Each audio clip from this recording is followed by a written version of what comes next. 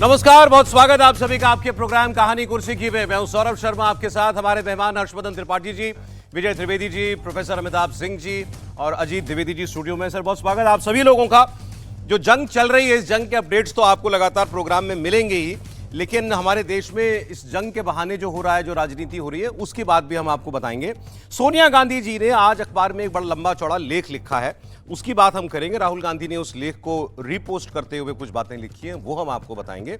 और लगातार मोदी सरकार पर हमला इस बात को लेकर के है कि मोदी सरकार ईरान के साथ क्यों नहीं खड़ी हुई है। अब सोनिया गांधी जो लेख लिख रही हैं, वो मैं आपको बता देता हूं।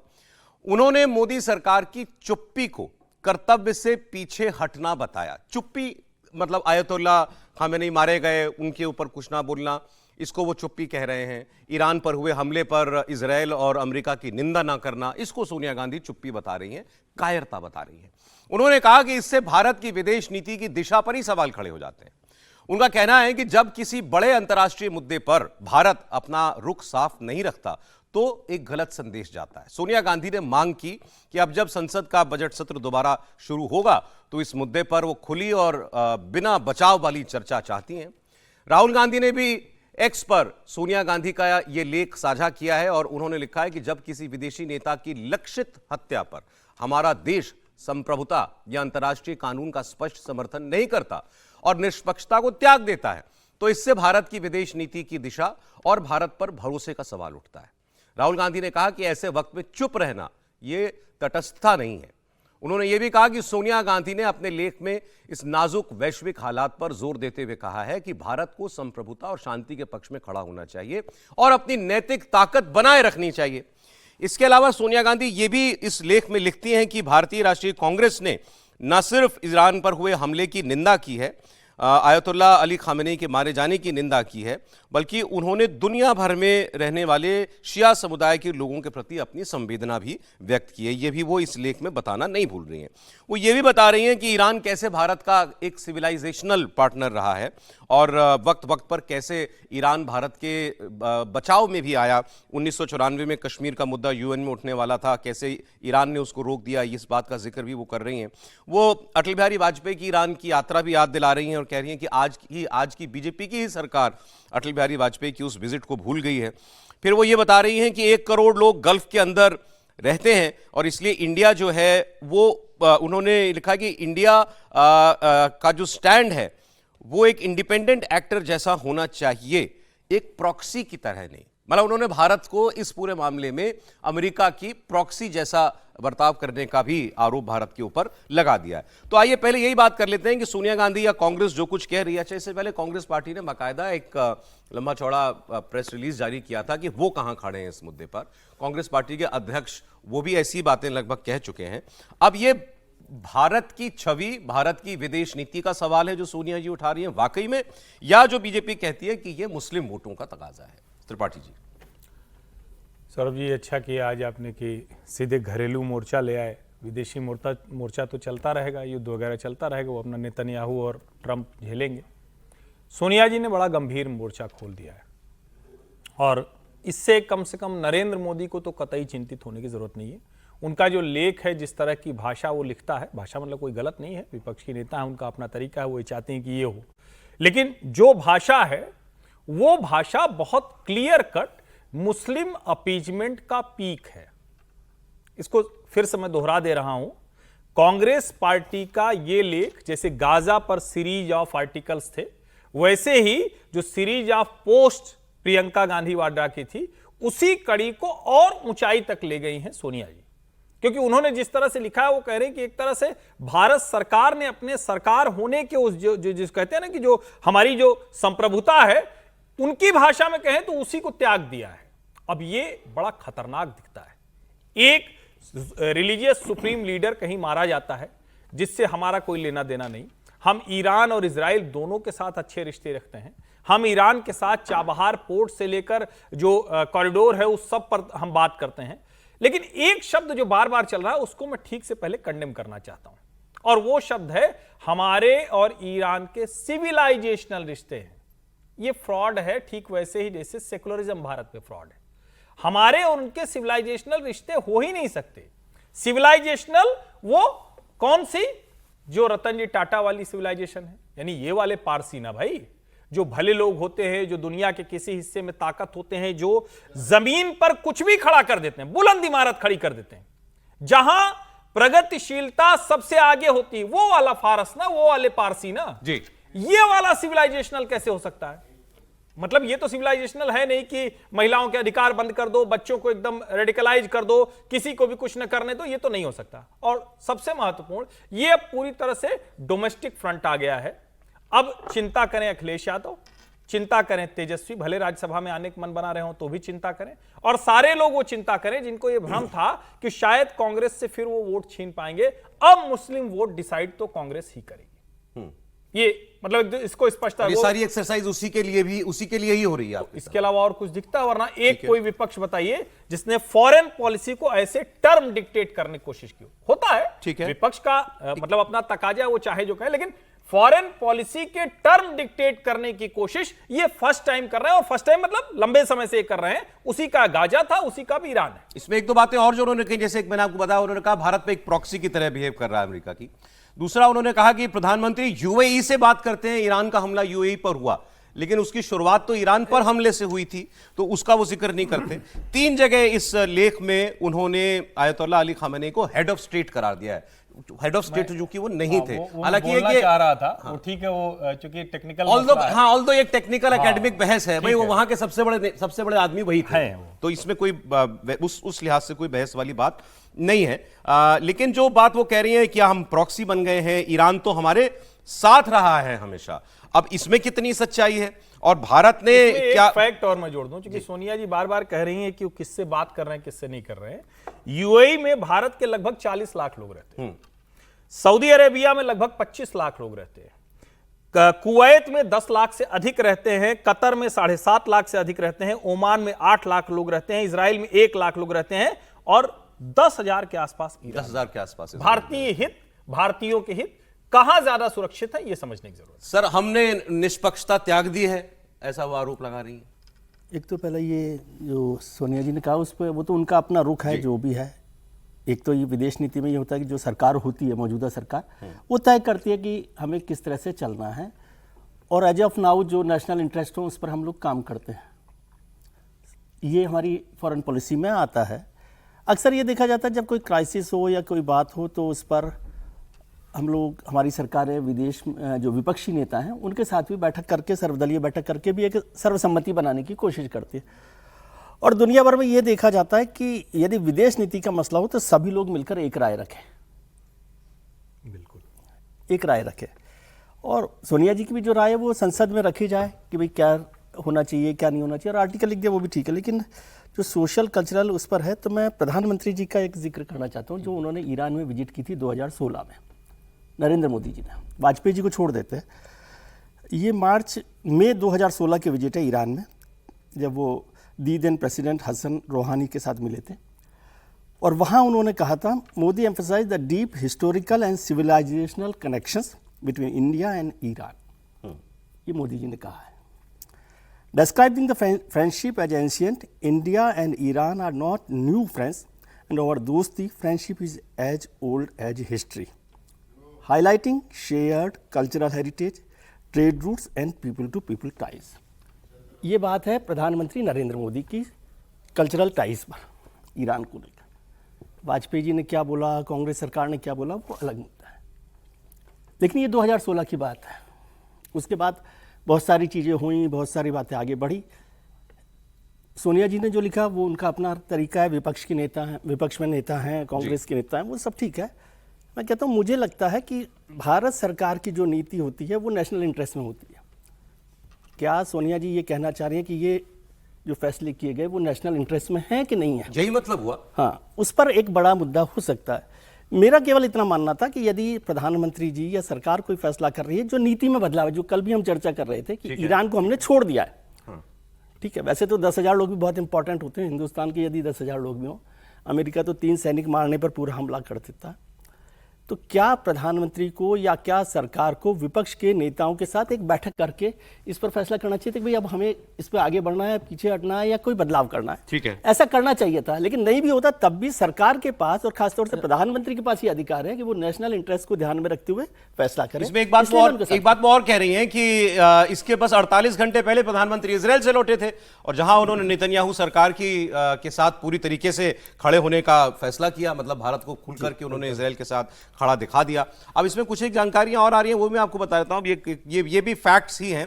2011 में मुअम्मर गद्दाफी मारे गए थे लीबिया वाले, और उस वक्त यूपीए की सरकार थी। यूपीए सरकार ने कोई फॉर्मल कॉन्डोलेंस या कंडेमनेशन उस हमले का नहीं किया था। ये भी एक फैक्ट है। अब ये जो काउंटर में इसके आ रहे हैं, जो फैक्ट्स आ रहे हैं, तो भाई हाँ कि उस वक्त तो आज 3 बार बताया जा रहा है कि लीडर वो हेड ऑफ स्टेट थे, उनको मार दिया, तो उनको कंडेम क्यों नहीं किया जा रहा? मुअम्मर गद्दाफी मारे गए थे, उस वक्त कॉन्डेमनेशन क्यों नहीं किया गया था?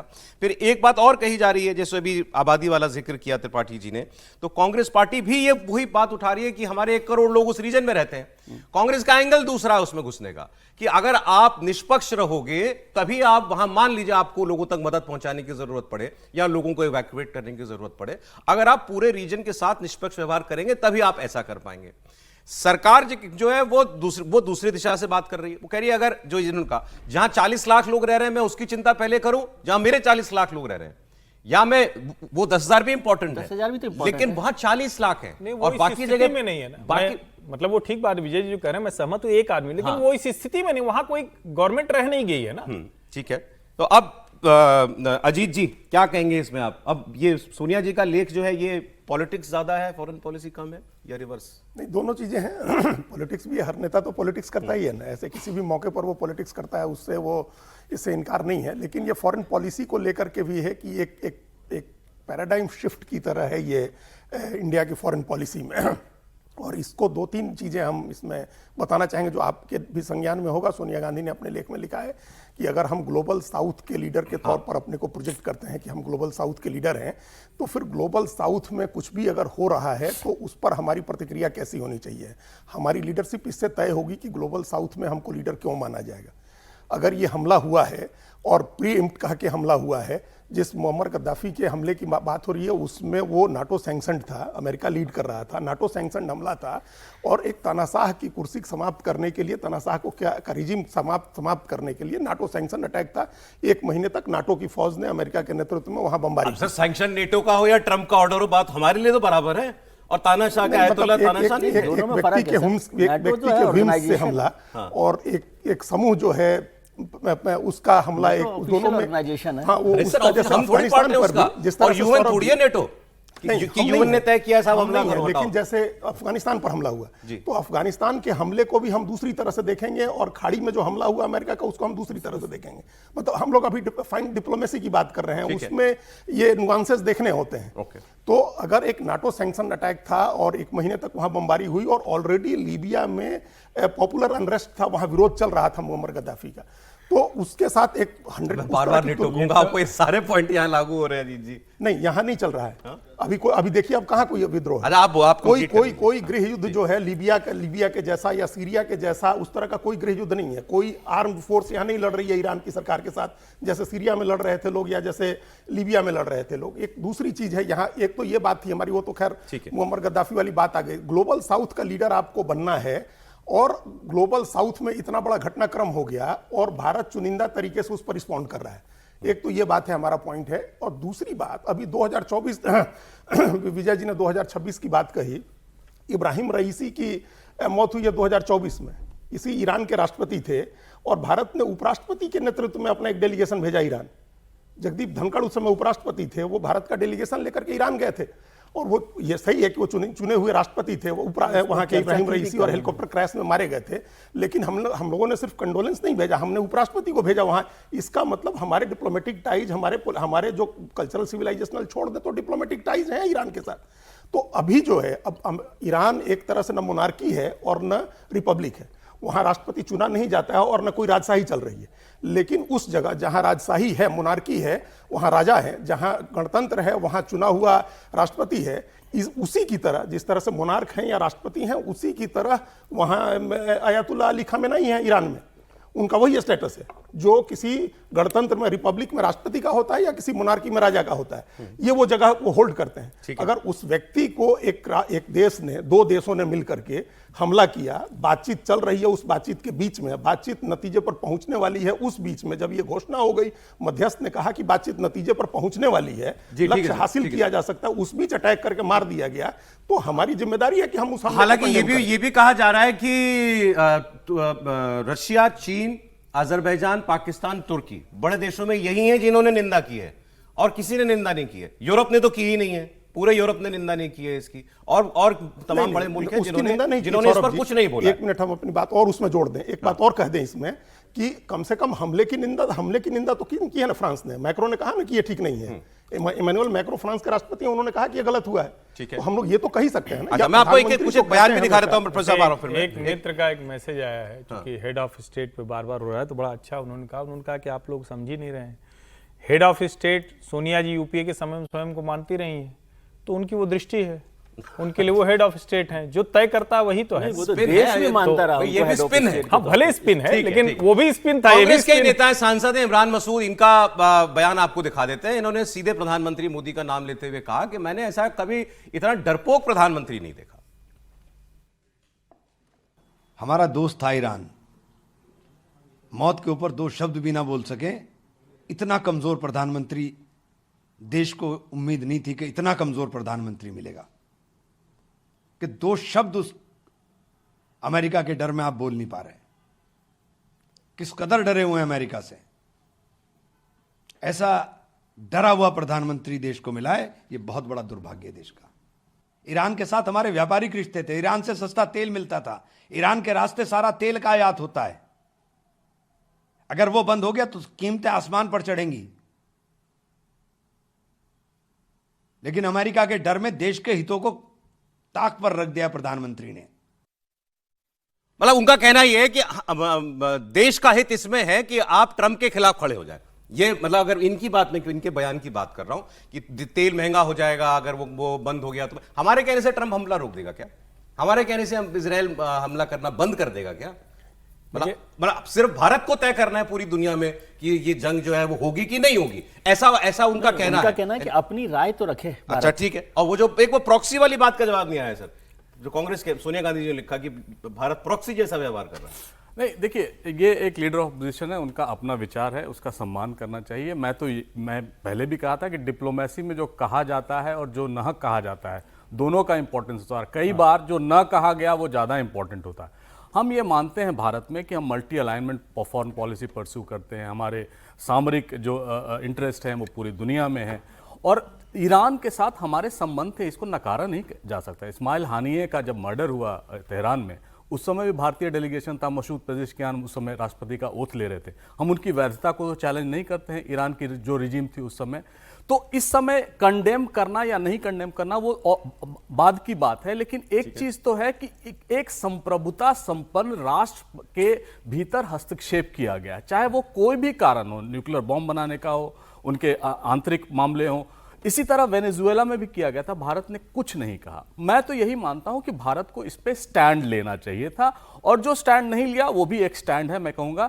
लेकिन इस समय जो राजनीतिक बयानबाजी हो रही है क्या स्टैंड लेना चाहिए था आपकी राय में? मेरे हिसाब से भारत का जो इतिहास रहा है पिछले 75 साल से, आप देखेंगे कि हमने नॉन अलाइनमेंट, बाद में मल्टी अलाइनमेंट, अब जाके उसको हम स्ट्रैटेजिक ऑटोनॉमी में डाइवर्सिफाई कर रहे हैं। हमारे इंटरेस्ट सब जगह हैं। कल को हम ईरान से भी तेल खरीदेंगे, लेकिन अगर भारत को कंडेम भी करना था तो इस बात को कंडेम करना था कि वहां की जो व्यवस्था है उसको आप बिगाड़ रहे हैं, संप्रभुता संपन्न राष्ट्र के भीतर आप हस्तक्षेप कर रहे हैं, जो भारत से अब तक कोई वैसा स्टेटमेंट नहीं आया है। ठीक है। तो और ये कह देना कि हम अमेरिका या इजराइल के इशारे पर ऐसा करें, वो भी गलत होगा, क्योंकि भारत ये मानता है कि हम कहीं ना कहीं एक बैलेंस बना के चलते हैं। और विदेश नीति में, अंतर्राष्ट्रीय राजनीति में जब देश अपना पक्ष रखता है तो वो माना जाता है कि मतैक्य है उस पर। कई चीजों पर हम क्वेश्चन कर सकते हैं। यूक्रेन पर बीजेपी और कांग्रेस का एक ही स्टैंड है कि ये इंटरवेंशन गलत था। तो यहां अलग क्यों हो जाता है आकर, यही सवाल है ना। एक बयान और सुना देता हूं मैं। मनोज झा आरजेडी के सांसद हैं राज्यसभा के, इन्होंने कहा कि पता नहीं प्रधानमंत्री को कौन सलाह दे रहा है कि अभी तक उन्होंने ईरान पर एक शब्द नहीं कहा। खुद प्रधानमंत्री जी की मैं स्पीच पुराने देख रहा था। ये 20, 25, 40 साल का ही नहीं है, सैकड़ों साल का रिश्ता है। कम से कम एक भारत का पक्ष तो जाता कि हम इस तरह की चीजों की निंदा करते हैं, हम इसके पक्ष में करते। यहाँ तो टोटल साइलेंस, जैसे कि मौत हुई ही नहीं, कुछ हुआ ही नहीं।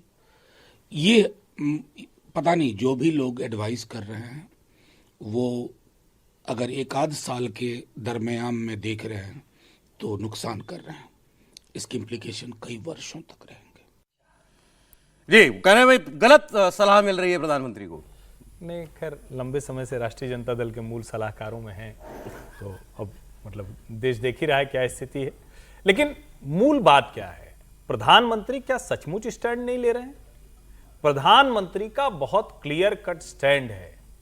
अगर कोई देश टेररिज्म के साथ खड़ा है, एक्सट्रीमिज्म के साथ खड़ा है, रेडिकलाइजेशन के साथ खड़ा है, तो उसके साथ प्रधानमंत्री नरेंद्र मोदी नहीं खड़े होते, देश के तौर पर नहीं खड़े होते। जहां तक रही बात पर्सनल रिलेशन में, वो एक समय लगा ईरान के साथ हमें डिप्लोमेटिक रिलेशंस जो रखने थे, खुद प्रधानमंत्री वहां गए। अगर हम उसी सबको उदाहरण लें तो उनको जब जरूरत लगेगी तो किया। तो क्या भारत के प्रधानमंत्री के तौर पर उनके पास ये मैन्यूवरिंग की गुंजाइश नहीं होनी चाहिए? और मैं बार बार याद दिलाता हूं कि जिस पर ट्रंप ने रिवॉर्ड रखा, उसी के साथ बैठकर ओवल ऑफिस में पूछ रहे थे कि भाई तुम्हारी एक ही पत्नी है कि दो है, ये बताओ। उसके ऊपर रिवॉर्ड। भारत की डेमोक्रेसी में एक थोड़ी मुश्किल हो गई है, आप आलोचना कर सकते हैं, लेकिन फॉरेन पॉलिसी के मैटर में आप गुंजाइश न दें और दूसरों को स्पेस दें। इजराइल के साथ हम जो आज रिश्ते रख रहे हैं उसके पीछे बड़ी सीधी सी वजह है, और आप इसको, मैंने कल भी उस ट्रायंगल की बात की थी। आपको ये नहीं अगर समझ में आ रहा है कि यूएई और सऊदी अरब के साथ हमारे रिश्ते किस जगह पर जा रहे हैं, क्या किसी भारतीय प्राइम मिनिस्टर ने इस तरह से गल्फ कंट्रीज के साथ ही रिश्ते किए? हमने किए भी किसके साथ? यासिर अल अराफात के साथ, जिनकी कोई स्थिति हैसियत क्या थी? दुनिया आतंकवादी कहती थी, इंदिरा जी ने उसको कह दिया कि स्वतंत्रता सेनानी। ठीक है, हमारी वो उस वक्त की स्थिति थी। पूरे देश ने यासिर अल अराफात को मान लिया, विपक्ष ने मान लिया। हमारा विपक्ष क्या कर रहा है आज का? नरेंद्र मोदी आज प्रधानमंत्री के तौर पर कह रहे हैं कि ये हमारी पॉलिसी है, देश की पॉलिसी है, और देश में, देश यानी जहां पर हम खड़े हैं उसके लिहाज से जो स्थिति है। और विपक्ष क्या कह रहा है? आपने सोवरेनिटी को, जो प्रॉक्सी शब्द है, वो वही कहने का मतलब हो गया कि हम अपने से कुछ कर नहीं पाते। भारत अपने से कुछ नहीं कर पाता है, दुनिया कह रही है कि हम सब कुछ कर रहे हैं, और यहां हमारे विपक्ष के नेता बार बार भारतीयों को यही एहसास दिला रहे हैं नरेंद्र मोदी तो कुछ कर नहीं रहे। कोई भी आके बोल जाता है कि हमारा प्रधानमंत्री तो डरपोक कायर है। ये मतलब इस बात का कोई, या तो कोई आधार होना चाहिए ना, कोई आधार दुनिया में मिल रहा है, और हम कह रहे हैं कि हम चुप्पी साधते हैं। लेकिन उनका आरोप बड़ा साफ है, आप ट्रंप के कहने में चल रहे हैं। सीधी अरे सी भाई, बात। क्यों हम ट्रंप के कहने में चलेंगे? हमारी अपनी चीजें, हमारी अपनी हिसाब से जो देश के हित होंगे उसके हिसाब से हम निर्णय ले रहे हैं। अगर हम उसके लिहाज से चल रहे होते तो हमने कनाडा के समय भी देखा, तब तो फाइव आइज मिल के हमारे खिलाफ खड़ी थी, वो सबके सब साथ में। ऐसा नहीं है कि सोनिया जी ने इजराइल के साथ संबंधों का जिक्र नहीं किया, उन्होंने ये भी कहा है कि हम हमारे इजराइल के साथ संबंध जो है वो उनका विस्तार हो रहा है, रक्षा में, कृषि में, टेक्नोलॉजी में हमारे उनके अच्छे प्रकार संबंध हो रहे हैं। फिर वो लिखती हैं कि इसी वजह से कि हमारे इजराइल और ईरान दोनों से अच्छे संबंध हैं, हमें वो भूमिका अदा करनी चाहिए थी जिससे कि यहां पर शांति का रास्ता, क्या हम कम से कम प्रयास करते हैं कि शांति का रास्ता खुले। हम यही कह रहे थे सौरभ जी कि वह बयान जो एकदम इतना इनोसेंट बयान है, इतना निर्दोष बयान है, जो प्रधानमंत्री जी हर जगह देते हैं। 2-3 बातें कहते हैं कि हमने दुनिया को युद्ध नहीं बुद्ध दिया, वो कहते हैं कि यह युद्ध का समय नहीं है। ये तो ऐसा एक कोटेशन है जिसको माना गया कि बाद में ये सुभाष चंद्र बोस और महात्मा गांधी के किसी कोटेशन की तरह कोट किया जाएगा कि ये युद्ध का समय नहीं है। तो जो यूक्रेन के समय कहा कि युद्ध का समय नहीं है, वो बात अभी क्यों नहीं कह रहे हैं कि ये युद्ध का समय नहीं है? ये युद्ध का समय नहीं है, ये कहने में क्या दिक्कत है? हमारा सिर्फ इतना कहना है कि आप ये सिंपल, ये इतनी निर्दोष इनोसेंट कमेंट है ये कि ये युद्ध का समय नहीं, 3 लाइन युद्ध नहीं किया जाए। सौरभ जी एक सेकंड, शायद एक बार ये कह रहे हैं कि ऐसा कुछ कहा है। पश्चिम एशिया की वर्तमान स्थिति हमारे लिए गहरी चिंता का विषय है। भारत डायलॉग और डिप्लोमेसी के माध्यम से सभी विवादों के समाधान का समर्थन करता है। इस क्षेत्र में मौजूद सभी भारतीय नागरिकों की सुरक्षा के लिए हम देशों के साथ मिलकर काम करते रहेंगे। भारत सरकार के प्रधानमंत्री नरेंद्र मोदी। डायलॉग और डिप्लोमेसी की बात उन्होंने कही, और मार्क कार्नी आए थे। देखिए, भारत का अब जो क्या एक्स्ट्रा टेरिटोरियल किलिंग और इंटरवेंशन का इतिहास है, अगर 21वीं शताब्दी में ले ले तो 2003 में हमने इराक के इन्वेजन को कंडेम किया था। लीबिया में 2011 में जो इंटरवेंशन हुआ था उसको हमने कंडेम किया था।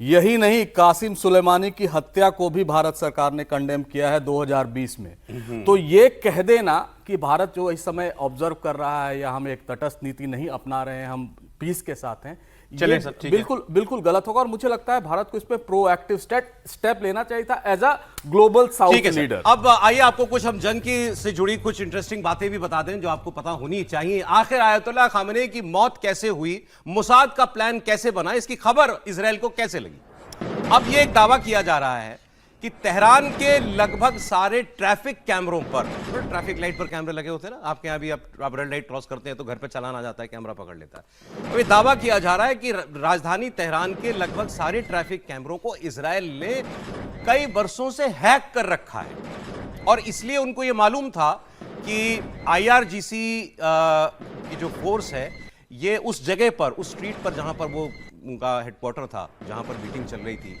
वहां पर ये कमांडर्स कब आते थे कब जाते थे। दिलचस्प बात यह है कि इस ऑपरेशन में मोसाद ही नहीं बल्कि CIA का एक जासूस भी शामिल था और दावा यह है कि आयतुल्लाह अली खामेनी के आने जाने के रूट के बारे में, टाइमिंग के बारे में उन्हीं स्ट्रीट लाइट के कैमरों से यह मोसाद को जानकारी मिली थी। अमिताभ जी हम कल भी एक बात कर रहे थे कि आपको याद है जब हिजबुल्लाह पर हमले हुए थे लेबनान में, तो उस वक्त उनके पेजरों के अंदर जो है बॉम्ब फट गए, हजारों लोगों की जेब में पेजर और वो फट गया था।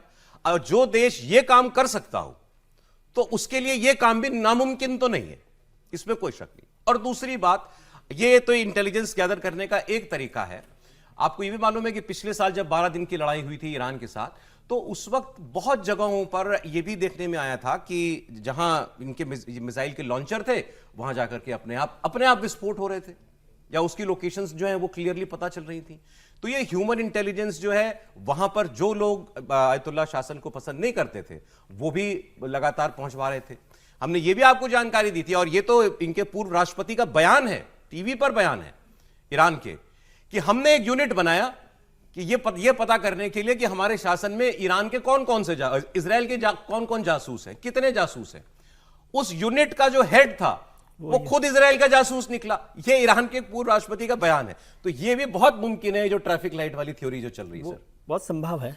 इजराइल को जैसे हम लोग देखते हैं, जिस तरह से वो काम करता है टेक्नोलॉजी में, स्पाइंग में, इंटेलिजेंस पर, उसमें ये बहुत मुमकिन हो सकता है। मतलब अभी इसको कोई उस तरह से तो किसी ने शिनाख्त नहीं की इस बात की या कंफर्म नहीं किया, लेकिन बहुत संभावना होती है। और ये संभावना तो इसलिए भी बनती है कि जिस तरह से खामनेई की मौत हुई वो बिना किसी पुरानी प्लानिंग, रिसर्च के या कोई कांटेक्ट के संभव ही नहीं थी। कोई खामनेई भी ऐसे नहीं है कि सड़क पर घूम रहे थे हमारी तरह से। नहीं, उसमें तो इनफैक्ट सर ये खबर आई कि हमला रात को होने वाला था। हाँ। लेकिन जानकारी मिल गई कि ये दिन में है तो दिन में ही खत्म कर दिया गया। तो इसलिए वो, और उसके बिना इस तरह का प्रिसाइज इंफॉर्मेशन के बिना ये नहीं हो सकता। और इजराइल की ताकत को अगर हम देखें समझे, खासतौर से इंटेलिजेंस के मामले में, तो वो इसी की ताकत के बल पर इतना छोटा देश होते हुए भी इतनी बड़ी ताकत बनकर बैठा हुआ है। ठीक, अब मैं आपको कुछ जो बड़े हमले हुए हैं वो भी बता देते हैं। ईरान ने सऊदी अरब में की राजधानी रियाद में अमेरिकी दूतावास पर ड्रोन से हमला किया है और बताया जा रहा है कि 2 ड्रोन से अमेरिकी एम्बेसी के ऊपर हमला हुआ।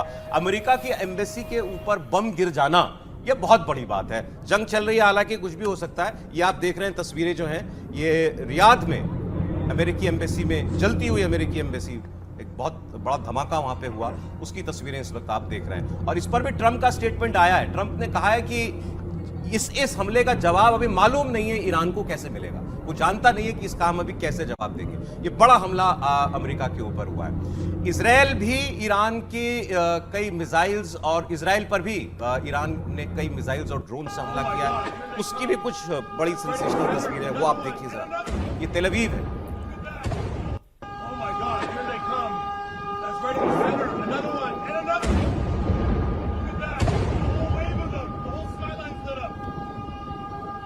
लगातार सायरन बज रहे हैं इजराइल में और एयर डिफेंस बहुत कुछ रोक पा रहा है मिसाइलें ईरान की, लेकिन जो जाती हैं, पहुंच जाती हैं, वो देखिए क्या हालत करती हैं।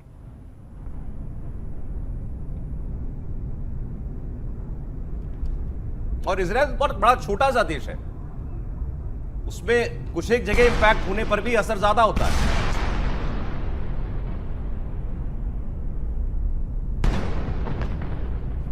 अब आपको बताते हैं ये अमेरिका के जहाज जो क्रैश हो रहे हैं, कल कुवैत की तरफ से ये जानकारी दी गई थी कि एक नहीं कई जेट्स जो हैं वो क्रैश हुए हैं। अब कम से कम 3 जेट्स के क्रैश होने के प्रमाण तो आ ही चुके हैं। क्यों? क्योंकि उनके पायलट के वीडियो आ गए। मैं वो आपको दिखाता हूं एक एक करके। कुवैत में अमेरिका का फाइटर जेट F-15 जब क्रैश होकर के गिरता है तो उसके बाद पायलट इजेक्ट होकर के जब जमीन पर आता है तो वहां स्थानीय कुवैत के लोग उसका हालचाल लेने के लिए जाते हैं। मतलब उनको आभास हो गया कि ये फ्रेंडली आदमी है, ये अमेरिका का है। You're fine? Really? You need something to help you? No problem, you're safe. You're safe, you're safe. Everything good? No problem. Thank you for helping us. Everything perfect? तो ये कुवैती नागरिक अंग्रेजी में उनसे बात कर रहे हैं, इनको पता था कि ये अमेरिकी हैं और उनको धन्यवाद कर रहे हैं, थैंक यू फॉर एवरीथिंग। अब लेकिन कुवैत में ही कंफ्यूजन भी हो गई। जब दूसरा जेट क्रैश हुआ तो वहां वो लोग समझ नहीं पाए कि ये कौन है। यहां लोग जो है पायलट को मारने के लिए दौड़ पड़े।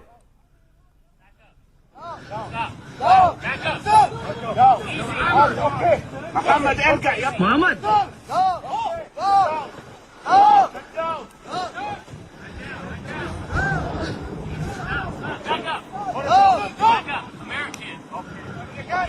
पायलट बताता है अमेरिकन, मैं अमेरिकी हूं, तब जाकर के लोग जो हैं उससे दूर हटते हैं। हम अब बता रहे थे आपको कि ये शुक्र है कि ये जो है फ्रेंडली एरिया में गिरे, जेट क्रैश हुआ इनका। ईरान के हाथ लग जाते तो क्या होता। और कल एक तीसरे पायलट के क्रैश होने की, जेट के क्रैश होने की तस्वीर भी आई थी और उसकी मदद करने के लिए पहले तो लगा कि शायद लोग जो है बंधक बना के ले जा रहे हैं, लेकिन उनको भी समझ में आ गया कि अमेरिकी है, अपना ही आदमी है, तो उसको डिग्गी में लिटाया गाड़ी की और फिर उसको जो है वो वहां से ले गए, शायद अस्पताल ले गए या पुलिस को हैंडओवर किया होगा। तो ये 3 जेट क्रैश होने के तो ये सबूत पायलट्स के मिलने से जो है वो हमें इस वक्त मिल रहे हैं। अब बताया जा रहा है लेकिन कि शायद 4 जेट्स जो हैं वो कुवैत के आसमान में ही वो क्रैश हुए थे और ईरान ने दावा किया था कि ये कोई फ्रेंडली फायर से नहीं गिरे हैं, ये हमने मार गिरा। ईरान में चल रहे सैन्य अभियान में अमेरिकी सैनिकों की मौत की खबर भी आई और इसके एक दिन बाद अमेरिका ने अब यह कहा है कि अभी और जाने भी जा सकते हैं। यह ट्रंप का खुद का बयान है और ट्रंप ने यह भी कहा कि हमारी तैयारी 4-5 हफ्तों की तो है, हम अपनी मतलब हमें लग रहा है कि इतना तो युद्ध चलेगा, लेकिन युद्ध इससे लंबा भी खिंच सकता है। लेकिन एक और बहुत बड़ा बयान ट्रंप ने दे दिया है और वो शायद, अगर उनकी बात सच है तो वो शायद इस युद्ध की सबसे बड़ी खबर हो। एक अमेरिकी अखबार से बात करते हुए ट्रंप ने यह कहा कि मुझसे पूछा जाता है कि बूट्स ऑन ग्राउंड में अपनी सेना वहां उतारूंगा कि नहीं उतारूंगा, तो मैं पुराने राष्ट्रपतियों जैसा जवाब नहीं दूंगा कि नहीं हम सेना नहीं भेजेंगे। मैं ऐसा नहीं कह रहा हूं कि हम सेना नहीं भेजेंगे, मैं ये कहूंगा कि शायद हमें इसकी जरूरत ना पड़े, लेकिन मैं ये नहीं कहता कि हम नहीं भेजेंगे। मतलब उन्होंने रूल आउट नहीं किया। अगर अमेरिका अपनी फौज भेजने को रूल आउट नहीं कर रहा, मतलब वो भी एक ऑप्शन है, तो भी इस जंग के सारे डायनेमिक्स बदल जाएंगे और फिर ये जंग कहां पहुंचेगी उसका अंदाजा लगाना मुश्किल है। ये रक्षा मंत्री हैं पीट हेगसेथ, इनसे भी यही सवाल हुआ प्रेस कॉन्फ्रेंस में कि क्या आप अपनी सेना वहां पर जमीन पर उतारेंगे। इनका जवाब देखिए। For 47 long years, the expansionist and Islamist regime in Tehran has waged a savage, one-sided war against America. They didn't always declare it openly, except for their constant chants of death to America. We didn't start this war. But under President Trump, we are finishing it. With every passing day, our capabilities get stronger and Iran's get weaker. We set the terms of this war, from start to finish. Our ambitions are not utopian. They are realistic, scoped to our interests and the defense of our people. इनके रक्षा मंत्री ने सेना भेजने के सवाल पर यह भी कहा कि इन्होंने भी गोलमोल जवाब दिया, मतलब इन्होंने भी रूल आउट नहीं किया और इन्होंने ये कहा कि ऐसी बातें जो है मैं आपके जरिए ईरान तक नहीं पहुंचा सकता कि मैं अपनी सेना वहां भेजने वाला हूं कि नहीं भेजने वाला हूं। लेकिन अमेरिका के विदेश मंत्री मार्को रूबियो ने साफ साफ बात की। उन्होंने कहा कि ईरान पर अभी सबसे बड़े हमले होना तो बाकी है। The hardest hits are yet to come from the US military. The next phase will be even more punishing on Iran than it is right now. Someone was screaming, how long will it take? I don't know how long it'll take. We have objectives. We will do this as long as it takes to achieve those objectives. तो अजीत जी, दो बातें America कर रहा है। एक ambiguity बना के चल रहा है कि जंग कितनी लंबी चलेगी, अभी तो बड़े हमले होने बाकी हैं, अभी तो हम शुरू ही हुए हैं। और सेना भेजने के सवाल पर भी एक संशय खड़ा कर रखा है कि भाई ऐसा नहीं कि हम इराक की तरह सेना नहीं भेज सकते। देखिए, इसमें दो तीन बातें हम कहना चाहेंगे सौरभ जी। एक तो पहले एक कहावत जो हो सकता है किसी ने पहले कही हो, 4 दिन से हम लोग ये इस पर चर्चा हो रही है। तो एक कहावत है कि चुनाव से पहले, युद्ध के दौरान और शिकार के बाद सबसे ज्यादा झूठ बोले जाते हैं। तो इस समय युद्ध चल रहा है और चारों तरफ से झूठ की बौछार हो रही है। उस तरह से अब कितने तरह के झूठ हैं। अभी आप देखिए, पीट हेगसेथ ने कहा कि हमने युद्ध शुरू नहीं किया, तो किसने शुरू किया? तो फिर ये ठीक है, आप अपना कहिए, अपनी बात कहिए। जैसे ट्रंप ने कहा कि अभी तो सबसे बड़े हमले होने बाकी हैं, मार्को रूबियो ने कहा। अभी हम लोग उस पर बाद में बात करेंगे कि किस तरह से मागा के अंदर डिवीजन है, लड़ने वाले और नहीं लड़ने वालों के बीच में। तो वो कैसे आप, और उसी समय एक रिपोर्ट आई, आप 2 रिपोर्ट आपको बताना चाहते हैं सौरभ जी, कि पेंटागन की एक कमेटी, कांग्रेसनल कमेटी के सामने पेंटागन के लोग जब गए और तो उन्होंने कहा कि हमारे पास कोई ऐसा इंटेलिजेंस इनपुट नहीं था, कोई ऐसी सूचना नहीं थी जिससे पता चले कि ईरान हमला करने वाला था। तो ये आपने पेंटागन में कहा। दूसरी बात पेंटागन में जो चर्चा है वो ये है कि हमारे गोला बारूद, हमारे मिसाइल्स तो जितनी तेजी से खत्म हो रहे हैं, बनेंगे कैसे इतनी जल्दी? और इसके ठीक उलट ट्रंप का ट्वीट आ जाया है। वही कह रहे हैं कि हम बड़े हमले अभी करेंगे। नहीं, ना, ये जो आप कह रहे हैं ना, आप सही कह रहे हैं। ये रिपोर्ट है कि पेंटागन में चिंता हो रही है कि भाई हमारे रिसोर्सेज, मिसाइलें वगैरह सब, आयुध खत्म हो जाएगा। ट्रंप ने आज ही पोस्ट किया है कि मैंने सेना को और अपने डिफेंस को इतना मजबूत बना दिया अपने पिछले कार्यकाल में कि मैं अनिश्चित काल तक लड़ सकता हूं। हाँ, देखिए, ये वो कह रहे हैं, पोजिशनिंग है। ये भी वही कहा ना कि युद्ध का समय चल रहा है। हमेशा सच बोलते हैं। उन्होंने पिछली बार बोला था कि भाई वो ईरान का सारा न्यूक्लियर जो है वो खत्म कर दिया है और अब उसके लिए वो युद्ध कर रहे हैं। हाँ, आपने पहले कहा था कि ऑब्लिटरेट कर दिया, ऑब्लिटरेट उनके सब थे, नामो निशान मिटा दिया। और 1 मिनट हम अपनी बात पूरी करना सौरभ जी, वो बात जो आपने पूछी वो तो रही गई बात। तो उन्होंने कहा कि ये अब डैन केन की बात आ रही है, चीफ ऑफ स्टाफ की। हाँ। वो कह रहे हैं कि हमारे पास गोला बारूद खत्म हो जाएगा और उनकी चिंता इसलिए है कि अगर नॉर्थ कोरिया और चाइना ने कहीं दूसरी जगह कुछ शुरू किया और अमेरिका को इंटरवेन करना पड़ा तो किस चीज से लड़ेंगे? तो ये एक चिंता है। अब जमीन पर सेना उतारने की जो बात है सौरभ जी, ये ईरान है वो कोई ऐसा देश है जहां आप सेना उतार दीजिएगा? एक रिपोर्ट हम आज देख रहे थे, 70 गुना बड़ा थी। इराक भी बड़ा देश था, 70 गुना बड़ा है इजराइल से। और ईरान की सबसे बड़ी बात क्या है कि वो चारों तरफ से बड़ी ऊंची ऊंची पहाड़ियां हैं, वहां पहाड़ हैं और वहां दुर्गम इलाके बहुत ज्यादा हैं। और एक तीसरी बात यह है कि ईरान में आपको अभी तक कोई समर्थन नहीं मिल रहा है जो लीबिया और सीरिया में मिल रहा था। आप वहां कोई आर्म्स ग्रुप नहीं है जो संघर्ष कर रहे हैं और आप उनको मदद कर दीजिएगा और उनसे आप चेंज करा लीजिएगा। तो ग्राउंड पर अभी सैनिक उतारना आपके लिए बड़ी मुश्किल चीज है। इसको त्रिपाठी जी कैसे देखेंगे, सेना भेजने वाली जो बात है? नहीं, देखिए, मैं तो सिर्फ उन आंकड़ों पे जाता हूं और कल भी मैंने कहा था, जिस देश का $900 बिलियन का डिफेंस बजट हो, उसके बारे में ये कल्पना भी करना कि उसके हथियार खत्म हो जाएंगे, मुझे लगता है थोड़ा फिर से सोचना चाहिए कि हम लोग क्या कह रहे हैं। $900 बिलियन, ये उसका पर ईयर का डिफेंस बजट है, चाइना से 2 गुने से अधिक।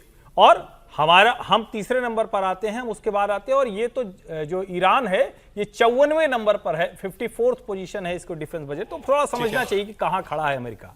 दूसरा, जब अमेरिका इस तरह की बातें कर रहा है तो ट्रंप झूठ बोलते हैं, इसमें किसी को दिक्कत नहीं। सच उनका कितना होता है, लेकिन वो अनप्रिडिक्टेबल हो गए हैं। असली बात समझिए, जब उन्होंने B-2 बॉम्बर से हमला किया था तो न्यूक्लियर फैसिलिटी अगर उन्होंने डिस्ट्रॉय नहीं की होती तो नतान जो इस्फहान में ईरान को नए सिरे से क्यों उसको दुरुस्त करने का काम करना पड़ा? क्योंकि वो उन्होंने डिस्ट्रॉय कर दिया था। किस लेवल तक डिस्ट्रॉय हुआ था, ये सवाल है। और मैं पहले दिन से कह रहा हूं कि अगर उसकी न्यूक्लियर कैपेबिलिटी इस तरह की रही होती तो उसका कुछ तो असर दिखता। ये नहीं होने वाला था कि हम मरने वाले हैं और हम बचा के रखेंगे, साइनाइड कैप्सूल खाएंगे अंतिम दिन।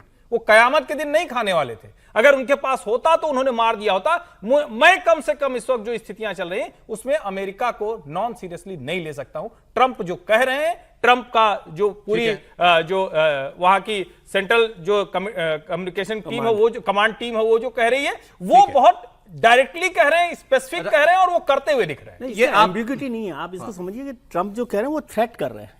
ये थ्रेट है उनकी कि मैं फौज भी भेज दूं, मतलब फौज भेज दूंगा। I am not ruling it out का मतलब है कि मैं भेज सकता हूं, मतलब आप सनद रहे।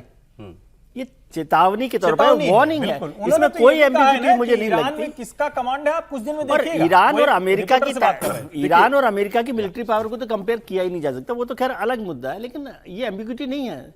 मुझे लगता है ट्रंप थ्रेटन कर रहे हैं कि भैया- चेतावनी है। हाँ, ठीक है सर, मैं आ रहा हूं मान प्रोफेसर जाइए। साहब। एक दो खबरें, आप हम बहुत दूर हैं युद्ध से, तो इसका शुक्र अदा कीजिए, जिसको भी आप मानते हैं उसका, कि हमारे हालात ऐसे बहुत बहुत बहुत बेहतर है। क्योंकि मैं आपको एक तस्वीर दिखाता हूं, आप घर में बैठे हो और बम फटे और घर के शीशे चकनाचूर हो जाए तो क्या होता है, देखिए और सुनिए।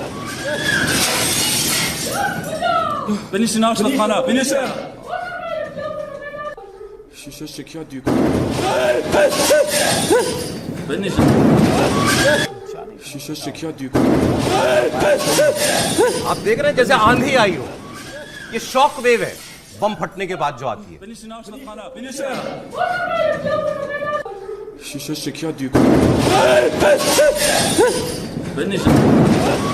आइए अब बात करते हैं कि ईरान के दोस्त क्या कर रहे हैं। ईरान के ज्यादा दोस्त नहीं है, ईरान के रूस और चीन ये माने जाते थे कि ये उसके खुले दोस्त हैं। अब पुतिन साहब ने कैसे पल्ला झाड़ा ईरान से, ये आप देखिए कैमरे पर। पुतिन साहब से 2-3 सवाल हुए, उन्होंने कहा आप तो स्ट्रेटेजिक पार्टनर हो, तो उन्होंने कहा हम हैं स्ट्रेटेजिक पार्टनर, लेकिन हमारे एग्रीमेंट के अंदर डिफेंस नहीं आता, ये पुतिन ने बोला। फिर उन्होंने कहा दूसरी बात यह है कि आप जो मदद की बात कह रहे हैं, वो मदद मांगे तो मैं दूं ना, ईरान ने मुझसे मदद मांगी ही नहीं। और इसके अलावा उन्होंने कहा, ये इंपॉर्टेंट था, उन्होंने कहा कि हम बहुत अरसे से ईरान से ये कह रहे थे कि वो एयर डिफेंस के क्षेत्र में हमारे साथ अगर मिलकर काम करना चाहता है तो हम तैयार हैं। ईरान ने इसमें दिलचस्पी नहीं दिखाई। पुतिन को सुनिए। Предлагали нашим иранским друзьям поработать в области системы ПВО. Ну, так большого интереса тогда партнеры не проявили, ну и все. Что касается договора, о котором мы сказали, о стратегическом партнерстве, там нет статей, связанных с оборонной сферой. Это второе. А третье, наши иранские друзья об этом и не просят. Так что практически нечего обсуждать. अब बात चीन की भी कर लेते हैं। मैं पढ़ रहा था प्रोफेसर साहब जिसके एक्सपर्ट है, एनालिसिस अखबार में जो लिखा हुआ था वो ये कि चाइना भी न्यूक्लियर आर्म्ड ईरान तो बिल्कुल नहीं चाहता, क्योंकि अगर ईरान न्यूक्लियर आर्म हो जाएगा तो चीन को ये लगता है कि उसका देखा देखी फिर जापान भी चाहेगा, फिर साउथ कोरिया भी चाहेगा, जो उसके राइवल्स हैं वो भी चाहेंगे। जॉन एफ कैनेडी का एक फेमस स्टेटमेंट है 1962 का, success has many fathers, failure is an orphan. यहाँ पे पुतिन साहब चाइना सिर्फ वही दिखा रहे हैं। और यही नहीं, न्यूक्लियर ईरान कोई नहीं चाहता था, ये तो बहुत क्लियर है। चीन ने भी रूस को स्पष्ट कर दिया था किसी भी तरह आप न्यूक्लियर वेपन्स यूक्रेन में यूज नहीं करेंगे। तो न्यूक्लियर वेपन एक रेड लाइन है। जब सैंक्शंस हुआ 98 में हमारे ऊपर, जब अमेरिका ने किया, तो रूस ने भी कहा कि हम आपके ऊपर सैंक्शन लगाएंगे, at least international Indian atomic energy agency जो भी है उसके ऊपर उन्होंने सैंक्शन लगाए थे। तो ऐसा कह देना कि उनको सपोर्ट कर देंगे। और पुतिन साहब का ये स्टेटमेंट जो आया है, ये आर्मीनिया अजरबैजान वॉर में भी आया था। उन्होंने कहा कि ये नगोर्नो काराबाख के लिए जो लड़ाई हो रही है, नगोर्नो काराबाख तो अजरबैजान का पार्ट है, आप इसको छोड़िए फिर हम बात करेंगे। तो उन्होंने वहां भी पल्ला झाड़ा था, जबकि रूस ने ही उनको चढ़ा के नगोर्नो काराबाख को कैप्चर कराया था। तो इतिहास इस तरह गवाह है। चीन तो अभी किसी के साथ नहीं आएगा, क्योंकि उसके साथ जितने इंटरेस्ट हैं, इकोनॉमिक इंटरेस्ट हैं दुनिया में, वो सारे बाधित हो जाएंगे, उनके साथ ट्रेड बंद हो जाएगा। तो चीन तो ऐसा करने से रहा। लेकिन जिस तरह के हालात इस समय वेस्ट एशिया में उत्पन्न हो रहे हैं, इस समय ईरान के साथ कोई खड़ा नहीं दिख रहा है।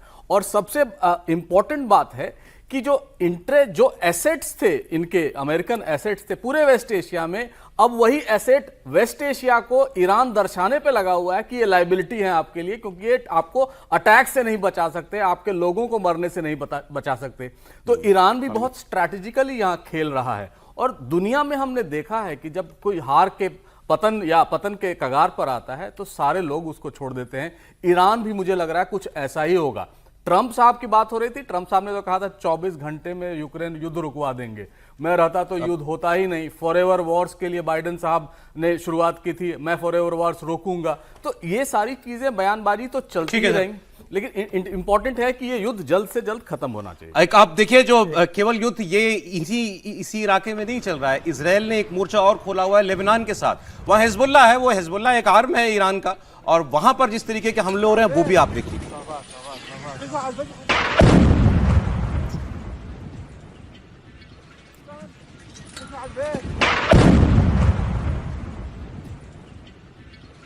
ये बेरूत में हमले कर रहा है हिजबुल्लाह के ऊपर इजराइल। एक और तस्वीर है बेरूत में हमले की, अगर हमारे पास है तो उसको भी चला दीजिए। अच्छा, ये देखिए, ये जो मिसाइल लॉन्चर होते हैं ईरान के पास जो हैं, उनको तबाह करने का वीडियो है। अब ये कितनी प्रिसाइज जानकारी चाहिए इस काम के लिए, एग्जैक्ट कोऑर्डिनेट। एक ट्रक ही तो है, एक ट्रक है जिसके ऊपर मिसाइल लदी हुई है, और ऐसे हजारों ट्रक हैं ईरान के पास, उनको चुन चुन के खत्म करना। मूव कर रहे हैं सर। अब ये इंफॉर्मेशन तो सर ग्राउंड के बिना नहीं आ सकती। नहीं, ग्राउंड से भी आ रही है, उनके सैटेलाइट से भी आ रही है, उनके दूसरे टेक्निकल सर्विलांस के जो सिस्टम्स हैं उनसे भी आ रही है। और अमेरिका ने यह तय किया हुआ है कि इस तरह के जितने ट्रक्स हैं जिनके ऊपर उन्होंने ड्रोन या मिसाइल्स लगा रखी है जिससे वो अटैक कर रहे हैं, और जो नेवल कैपेसिटी है ईरान की, जो समुद्र में उनकी ताकत है, उस ताकत को हम खत्म करें। कल ट्रंप ने अपनी बात में ये कहा कि हम उनकी नेवल जो पावर है उनका उसको खत्म करेंगे, क्योंकि वो 10 जहाज डुबो दिए। हाँ, जहाज डुबो दिए। वो उनके लिए जोखिम का काम है, क्योंकि समुद्र में अगर उसकी ताकत ईरान की बनी रहती है तो वो ट्रेड रूट को प्रभावित करेगा। सर एक बयान बस, क्योंकि फिर मुझे ब्रेक लेना पड़ेगा। मैक्रो साहब, फ्रांस के राष्ट्रपति, उन्होंने कल एक ऐसा बयान दे दिया जिससे एक नई हलचल शुरू हो गई है। उन्होंने कहा कि हम अपने न्यूक्लियर हथियार बढ़ा रहे हैं, और इसके बाद हम ये जानकारी भी शेयर नहीं करेंगे किसी के साथ कि हमारे पास कितने न्यूक्लियर वेपन है। ये उनका स्टेटमेंट था। तो अब इनको अचानक न्यूक्लियर की याद कहां से आ पड़ी सर? दुनिया भर में सबको ये समझ में आ रहा है कि अब न्यूक्लियर ताकत के बिना नहीं चलेगा। कुछ भी बात हो कर ले, और फिर जिसकी दादागिरी जितनी चल सके वो करते रहिए, क्योंकि अब वो मोरल वैल्यूज, वो एथिकल वैल्यूज और वो सारे जो यूनिवर्सल या इंटरनेशनल नॉर्म्स हैं उनकी परवाह कोई भी नहीं कर रहा। सबको ये एग्जिस्टेंशियल खतरा लगने लगा है। इनको रूस से लगता है। आइए अब आपको बताते हैं कि ये जो जंग चल रही है जिसमें इतने देश सुलग रहे हैं, इसमें पाकिस्तान भी कैसे चल रहा है। और पाकिस्तान में भी खास तौर पर अमेरिकी जो अड्डे हैं, मतलब वहां की एम्बेसी है, कॉन्सुलेट है, उनको फूंकने की कोशिश पाकिस्तानी जनता कैसे कर रही है। आपने कराची में देखा था, आज लाहौर में हो गया। ईरान में अमेरिका इजराइल के हमले के बाद पाकिस्तान में कोहराम की तस्वीर आपकी स्क्रीन पर है।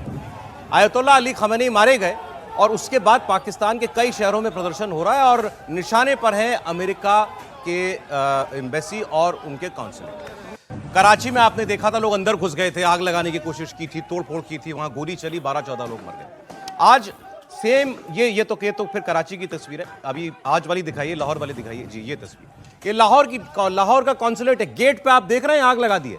ये देखिए, भीड़ फिर घुसने की कोशिश कर रही थी, और ये बाहर जो दरी वरी बिछी दिख रही है, इसका मतलब यहाँ लंबा प्रदर्शन चला होगा, और भीड़ उसके बाद फिर टूट पड़ी अमेरिकी कॉन्सुलेट के ऊपर। और यहां भी कराची की तरह वहां अमेरिकी संस्थान की सुरक्षा में जो उनके सैन्यकर्मी हैं, मरीन्स जो हैं अमेरिका के, उन्होंने कराची में भी फायरिंग की थी, यहां भी फायरिंग की।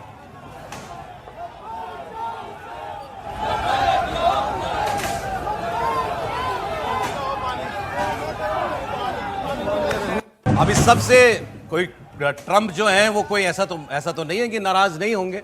अब ये दोनों तस्वीरें आपके सामने, ये कराची वाली तस्वीर राइट साइड पे जो आपके चल रही है, ये कराची की तस्वीर है। इसमें मैं आपको कुछ इसमें एक नया एलिमेंट मैं आपको दिखाता हूँ। ये देखिए, इसको आप दाईं तरफ वाली तस्वीर जरा फुल स्क्रीन लीजिए। ये पहले ये विजुअल नहीं आया था, तस्वीर नहीं आई थी। कराची वाली तस्वीर को जरा पूरी स्क्रीन पर ले लीजिए, जो दाहिने हाथ पे चल रही है। उसमें एक आदमी गोली चला रहा है, कॉन्सुलेट के अंदर गोली चला रहा है, फायर। ये देखिए, अंदाजा लगाइए आप, अमेरिका का दूतावास ही समझ लीजिए इसको। इसके वहां गेट के अंदर लोग दाखिल हो गए और बाहर से गोली चलाई जा रही है, और उसके बाद लोग ये वहां पर शिकायत कर रहे हैं कि हम पे गोली क्यों चली, कि हमारे ऊपर गोली क्यों चली। खैर, उनका गुस्सा अमेरिका से है, उनका गुस्सा अपनी सुरक्षा बलों से भी है, लेकिन अमेरिका की कॉन्सुलेट या एम्बेसी का घेराव कर लेना, अंदर घुस जाना, तो गोली तो चलेगी। गोली वो भी मारेंगे, और गोली आपकी फोर्स जो लगी हुई है वो भी मारेगी। सवाल यहां दूसरा ये है, सबसे बड़ा सवाल, आखिर ये सब हो कैसे पा रहा है, जब पूरी दुनिया को मालूम है कि खास तौर पर इस्लामी देशों में, अब आज वाली लाहौर वाली तस्वीर ले लीजिए, खास तौर पर इस्लामी देशों में अमेरिका के जो भी ठिकाने हैं वो खतरे में, तो फिर वहां इतनी बड़ी तादाद में लोग पहुंच कैसे रहे? चलो कराची में हो गया, आज लाहौर में ये कैसे हो रहा है? फिर इतनी लाचार और बेबस पाकिस्तान की पुलिस और सेना हो गई है। अब देखिए, रोकने के लिए इन्होंने बंदोबस्त किए नहीं है, ऐसा नहीं है। जितने रास्ते जाते हैं एम्बेसी और इन कॉन्सुलेट्स की तरफ, सब पर बड़े बड़े कंटेनर लगा दिए गए हैं। वो तस्वीर भी दिखा दीजिए, रास्ते ब्लॉक करके कंटेनर लगा दिए, ऐसे ऐसे ये सारे रास्ते बंद कर दिए हैं जो कॉन्सुलेट को जा रहे हैं। तो ये तो हालात हैं इस वक्त पाकिस्तान के।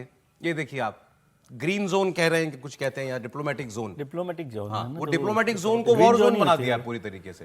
अच्छा, कंटेनर लगाए थे तो भैया कैसे पहुंच गए ये 200-400 लोग जो हैं वहां पर, और हाथ में पेट्रोल सब लेके, गेट पे आग लगा दो, फूंक डालो। सर ये इतना आसान है कर लेना? सर आप इतने दिन से तो पाकिस्तान देख रहे हैं, वो इमरान के समर्थन में जो लोग आते हैं वो भी रोज कुछ कुछ कर देते हैं यहाँ पर जिस तरह से हो रहा है। लेकिन ये महत्वपूर्ण इसलिए क्योंकि अमेरिकन कॉन्सुलेट और एम्बेसीज पर अपनी सुरक्षा ही बहुत ज़्यादा होती है, और उसकी जिम्मेदारी वहाँ की जो सरकार है उसकी बड़ी जिम्मेदारी होती है। वैसे भी किसी भी अमेरिका के, नहीं किसी भी देश का दूतावास या कॉन्सुलेट हो तो वहाँ पर होता है। और मुझे हैरानी हो रही है कि पाकिस्तान की सुरक्षा व्यवस्था में किस तरह से, और इसका खामियाजा कैसे भुगतेंगे वो, फिर लंच का क्या होगा आगे का। और बार बार हो रहा है, और बार बार हो रहा है, कराची में हो गया है। और ये मतलब बहुत गंभीर बात है। अमेरिका से नाराजगी समझ में आती है बात, लेकिन इस तरह से तो नहीं हो सकता कि अमेरिका में नाराजगी होगी तो आप कॉन्सुलेट का दफ्तर जलाएंगे या कुछ करेंगे। और पाकिस्तान की जो पुलिस है या जो भी सुरक्षा बल, वहां पर तो केवल पुलिस ही नहीं होगी, दूतावास के बाहर तो और भी लोग लगे हुए होते हैं। अरे इनको अपने लोगों पे गोली चलाने में कोई प्रॉब्लम तो कभी भी नहीं रही। नहीं सर, वो तो फिर वैसे भी करना ही पड़ेगा ना। मारे आपने कराची में, मारी कराची वगैरह सब मिला के अब तक 30-40 लोग तो मार ही चुके हैं जी। तो फिर आज कैसे पहुंचने दिया गया, ये भी सवाल है। या तो ये डरे भाई ज्यादा गोली चलाओगे तो फिर अपने ऊपर ही गुस्सा फूटेगा, और गुस्सा तो फूटा पड़ा है पाकिस्तान में, शहर शहर में लोग गुस्से में हैं, और वहां नारे लगा रहे हैं अमेरिका का जो यार है गद्दार है, गद्दार। आप भीड़ की देखिएगा जरा, ये देखिए भीड़, ये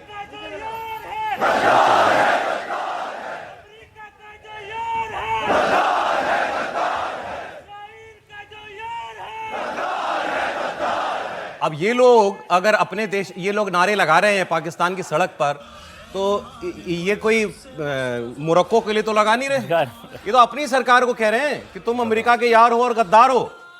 अपनी सरकार को कह रहे हैं ये। लोगों में इतना रोष है इस वक्त पाकिस्तान में, ये देखिए आप तस्वीरें।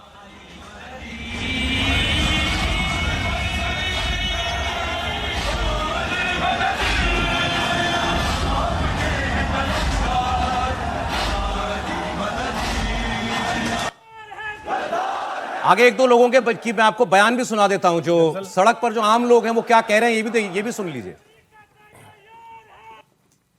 जदीदियत मुर्दाबाद है, ये नवाज शरीफ मुर्दाबाद है, ये खबीस हुकूमत मुर्दाबाद है, ये मुर्दाबाद रहेगी। वापस जा रहे हैं इस वक्त आप नवाज शरीफ मुर्दाबाद, अमेरिका मुर्दाबाद, इसराइल। जिसम मर सकते हैं लेकिन हक नहीं मर सकता।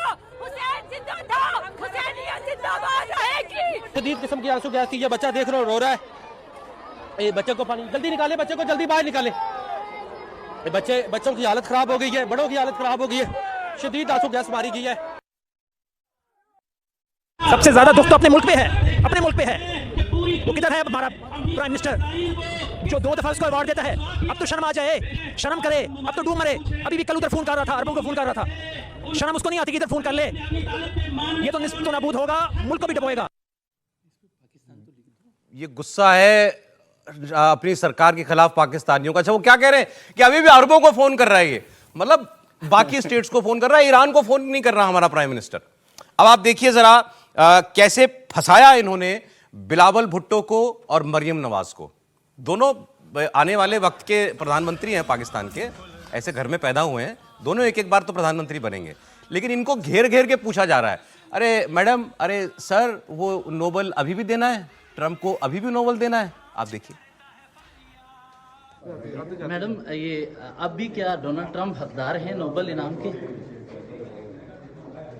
शहबाज साहब की हुकूमत अब भी ना इस हवाले से स्टेटमेंट करेगी, आगे बढ़ेगी कि देना चाहिए नोबल इनाम। शहबाज साहब जो पाकिस्तान के लिए कर रहे हैं अच्छा कर रहे हैं। सर क्या कहते हैं? अमेरिका का नाम नहीं लिया जा रहा, मजम्मत करेंगे। अस्सलाम वालेकुम। ट्रंप के नोबल इनाम के आप भी हामी हैं, अब भी ट्रंप के नोबल इनाम के बिलावल साहब अब भी ट्रंप के नोबल इनाम के हामी हैं। अब चलते जाइए। तो सड़क पे गोली और गाली खा रहे हैं लोग, और गालियां दे रहे हैं, और नेताओं को घेर घेर के जो वहां के पत्रकार हैं वो जलील कर रहे हैं। ये हालात बना दिए गए हैं। पाकिस्तान की सिचुएशन बड़ी डेलिकेट है इस वक्त। और ये पहली बार नहीं हुआ, 1979 में पूरा अमेरिकन एम्बेसी को जला दिया गया था। अच्छा। और 2006 में जब ड्रोन अटैक्स हुए थे उस समय भी अटैक हुआ था, 1996 में अटैक हुआ है, और अब ये दूसरे दिन में ये दूसरी घटना है। तो जाहिर है कहीं ना कहीं कॉम्प्लिसिटी ऑफ द गवर्नमेंट दिखती है, क्योंकि इस तरह इतनी बड़ी भीड़ भी अगर किसी कॉन्सुलेट में घुस जाती है, एम्बेसी में घुस जाती है, तो वो माना जाता है कि सोवरेन स्टेट पर अटैक है। अभी सऊदी अरेबिया में ड्रोन पर अटैक हुए ना, रियाद में उनके कॉन्सुलेट में, एम्बेसी में, और कह रहा है कि पूरा कहर बरपाएंगे, जो ट्रंप साहब कह रहे हैं, जो जिस तरह से अटैक किया गया है। तो पाकिस्तानी स्टेट एक तरह से कॉम्प्लिसिट रहता है इस टाइप की अटैक में, और ये एक नूरा कुश्ती भी चलती है। और पाकिस्तान के जिस तरह से हालात हैं, जिस तरह से रोड पर तुरंत रोड चले आते हैं, उसको देख के यही लगता है कि इमरान खान की जो पार्टी है उसको प्रोटेस्ट नहीं करने दिया जा रहा है। फिर यहाँ शहर के बीच में अमेरिकन एम्बेसी के पास जो सबसे डेलिकेट, सबसे सेंसिटिव जोन होता है, वहां कैसे आया। तो इसमें मुझे लग रहा है इसमें कोई इनकी बहुत संलिप्तता है, कोई नूरा कुश्ती चल रही है इनकी कि भाई चलने दो, प्रोटेस्ट दिखने दो। लेकिन इनके एक नेता जरूर है अजीत जी, वो आदमी जो है वो पता नहीं कैसे सच बोल देता है कभी कभी। ख्वाजा आसिफ, रक्षा मंत्री जो है, और उसका बयान सुनिए आप, बयान सुनिए। एक तो इन्हें शर्म नाम की चीज नहीं है, और क्या वो बयान दे रहे हैं कि भाई ये कह रहे थे ना भाई अमेरिका का नाम नहीं लिया जा रहा, अमेरिका की मजम्मत, अमेरिका मतलब अमेरिका की आप कंडेम नहीं कर रहे हैं, अमेरिका ने हमला कर दिया। वो आदमी कहता है अरे जो तुम्हारे तेल के बिल भर रहा है, कौन भर रहा है? तेल मतलब पाकिस्तान का जो बिल भर रहा है कौन भर रहा है? अमेरिका नहीं भर रहा। तो फिर वो कहता है जो हमारे वेंटिलेटर लगे हुए हैं ना, हॉस्पिटल के वेंटिलेटर नहीं, पाकिस्तान को वेंटिलेटर लगे हुए हैं, ये जो हमको जितने वेंटिलेटर लगे हुए हैं, ड्रिप लगी हुई हैं, ये सारी अमेरिका की लगाई हुई हैं। वो बंद कर देगा, खींच लेगा वेंटिलेटर, तो क्या होगा हमारा? सुनिए। अमेरिका जो है अगर जो है वो चाहे तो इस वक्त पाकिस्तान के लिए इतनी माशी जो है डिफिकल्टीज क्रिएट कर सकता है कि मैं समझता हूँ कि हो सकता है हम जो है जो हमारा ऑयल बिल जो है अदा करने के लिए हमारे पास पैसे ना रहें। ऑलरेडी जो माशी हालात जो है हमारे इंतहाई मखदूश हैं। ये सारे वेंटिलेटर जो है ना ये लगे हुए हैं, अमेरिका की मर्जी से लगे हुए हैं।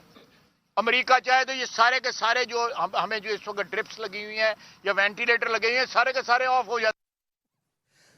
अब भाई बात सही है, वो सच्चाई तो यही है जो इन्होंने बोली। त्रिपाठी जी नहीं, देखिए एक आदमी इतनी ईमानदारी से बोल रहा है और उसको तो कम से कम न कहिए, शहबाज शरीफ, हसीम मुनीर कहिए, ख्वाजा आसिफ के मैं साथ हूँ। वो आदमी ईमानदारी से बात कर रहा है, अपने देश की दुर्दशा को स्वीकार कर रहा है। वहाँ ये जो भीड़ निकली है, मैं कुछ रिपोर्ट्स पढ़ रहा था, तो जो बहुत ज़्यादा नहीं आया है, कोई वेरीफाइड सोर्सेज होते नहीं, अभी अजीत जी ने बताया ही नहीं कि इस दौरान सबसे ज़्यादा झूठ बोला जाता है। लेकिन ये कहा जा रहा है पाकिस्तानी एयर बेसेज का भी इस्तेमाल किया गया है, क्योंकि जो ईरान को अगर दो हिस्से में बांटे तो जो 60% हिस्से पर हमला हुआ है, पाकिस्तान से सटे हुए जो शहर हैं वहां पर भी हमला हुआ है। अब क्या वो हमला इजराइल ने किया, क्या वो हमला अमेरिकी फोर्सेज ने पाकिस्तान के बेस को लेकर किया, ये पाकिस्तान में बहुत ज्यादा चर्चा है। तो जो आप देख रहे हैं ना कि भीड़, एक तो खामेनेई मरे तो उनके लिए आस्था का केंद्र है, उनके लिए सबसे बड़े शिया धर्मगुरु थे, और स्वाभाविक है गुस्सा होता है उनमें, वैसे भी ये ज्यादा रिएक्ट करने का रहता है, एक्सट्रीमिज्म होता है। लेकिन ये भी एक चर्चा बहुत ज्यादा है। और बाकी मैं ये कहूंगा कि आप मतलब थोड़ा सा आप लोग बढ़ा चढ़ा के बता रहे, मैंने देखा थोड़ी सी आग लगी थी, कहाँ एम्बेसी को कुछ हुआ है, कुछ जली कहाँ एम्बेसी? एम्बेसी में लोग घुस गए वाला देखिए ना, थोड़ा सा तो हुआ, घुस गए हैं लोग, गोली भी इतनी दूर से मार रहा है, कोई मारा थोड़ी ना, मतलब कोई ऐसा भीड़ गई नहीं है, का बदनाम कर रहे हैं, अंदर नहीं जा पा रही। मुझे लगता है ख्वाजा आसिफ साहब ने एक बार कहा था कि अमेरिका हमें टॉयलेट पेपर की तरह इस्तेमाल करता है, शायद वही टॉयलेट पेपर खोजने गए होंगे वहां। इसमें एक और बता दे, जो हो सकता है किसी ने पहले कहा ही हो, हेनरी किसिंजर का जो बयान है कि अमेरिका का दुश्मन होना खतरनाक होता है, लेकिन दोस्त होना तो घातक होता है, फटल होता है। तो ये एक दोस्त की बात है, ये एक दोस्त देश कह रहा है उनका। और पहले भी ये कह चुके हैं कि जब किसी से मांगने जाइए तो आप किस मुंह से मांगने जाते हैं, वहाँ कितने जलील होते हैं, ये सब बातें भी ये कह चुके हैं कि बड़ी जलालत होती है लेकिन मांगने जाना होता है। तो ये सारी बातें भी वो ईमानदारी से कह देते हैं। इसमें एक लाइन खाली हम एक जोड़ दें, जो हमने आज ही एक रिपोर्ट देखी है, हिंदुस्तान में भी ऐसा हो रहा है, ये भले वो शिया धर्म गुरु थे अयातुल्ला खामेनेई, लेकिन उनके मारे जाने के बाद शिया और सुन्नी दोनों उनके शोक में शामिल हुए। सही, ठीक है। तो ये खाली ऐसा नहीं कि खाली शिया लोग उतर के ये नहीं, लेकिन मेरा सवाल फिर अजीत जी ये है, और मैं कोई आइडिया नहीं दे रहा हूं सर, थोड़ा कि ये हमारे थोड़ा कॉन्ट्रडिक्ट करूंगा। आप जब मुस्लिम आइडेंटिटी के तौर पर कह रहे हैं, और चूंकि किसी भी देश में इस तरह का हमला हो तो दुनिया एक हो जाती है, तो मुसलमान भी एक हुआ है, लेकिन भैया यूएई कौन है, सऊदी अरब कौन है, कतर कौन है, कुवैत कौन है? त्रिपाठी जी, कल इस पर हमने बड़ी लंबी बहस कर ली थी कि क्यों आयतुल्ला क्या थे और किसके लिए क्या थे। मैं क्या कह रहा हूं, ये वाला बयान ठीक नहीं है कि उनके सब मैं आपको मेरा सवाल के संदर्भ में था, ये बात पाकिस्तान के संदर्भ में थी। नहीं तब ठीक, मेरा सवाल अजीत जी इसी पर ही है, इस पर ही। और मैं फिर कह रहा हूं, मैं आइडिया नहीं दे रहा हूं, लेकिन प्रोटेस्ट तो हमारे यहां भी हो रहा है, ये सब तो नहीं हो रहा, ये पाकिस्तान में क्यों हो रहा है? नहीं, देखिए, पाकिस्तान, हमारे यहाँ तो एक चेन ऑफ कमांड है ना, हमारे यहाँ एक रूल ऑफ लॉ है। हम लोग अभी बात कर रहे थे कि अमेरिका ने कहा कि ईरान में कौन शासन कर रहा है, क्या किसका शासन है, ये पता नहीं है। उससे ज्यादा अनरूली सीन पाकिस्तान में है। पाकिस्तान में कोई चेन ऑफ कमांड नहीं है। पाकिस्तान में कौन मालिक है? शहबाज शरीफ हैं, मुनीर हैं, ख्वाजा आसिफ हैं, या इमरान खान के लोग हैं, खैबर पख्तूनख्वा के मुख्यमंत्री अपने को एकदम आज़ाद मुल्क घोषित करने को है कि हमारा उनका मुल्क आज़ाद है, बलूचिस्तान के लोग हैं, बीएलए है। मतलब किसी की चेन ऑफ कमांड नहीं है वहाँ, कोई शासन नहीं है, कोई रूल ऑफ लॉ नहीं है। तो जिसको जैसे मर्जी हो रही वैसे वहाँ जाके हंगामा कर रहा है। अब पाकिस्तान फंसा कैसे हुआ है, ये वहीं के सीनियर लोग जो पत्रकार वगैरह हैं, एनालिस्ट हैं, वो बड़ी तसल्ली से इसका एनालिसिस कर रहे हैं कि हम कैसे घिर गए इस लड़ाई में, ट्रंप ने पाकिस्तान को कैसे फंसाया। देखें आप, बात यह है कि जिसको रिमाइंड कर रहे हैं उनका तो बड़ा जबरदस्त ट्रैक रिकॉर्ड है। अमेरिका ने कर्नल गद्दाफी की फैमिली को टारगेट करके मारा, अमेरिका ने सद्दाम हुसैन की फैमिली को टारगेट करके मारा, अब अमेरिका ने ईरान के लीडर को टारगेट करके मारा है। तो ये तो we have the record in front of us, वो तो टारगेट करते हैं। तो आई थिंक ये पाकिस्तान बेचारा फंसा हुआ है इस वक्त। वो 90% पाकिस्तान का जो तेल की रिक्वायरमेंट है वो आती है गल्फ से। अब वो सऊदी से ऑयल फैसिलिटी लेता है, अब वो बंद पड़ा है।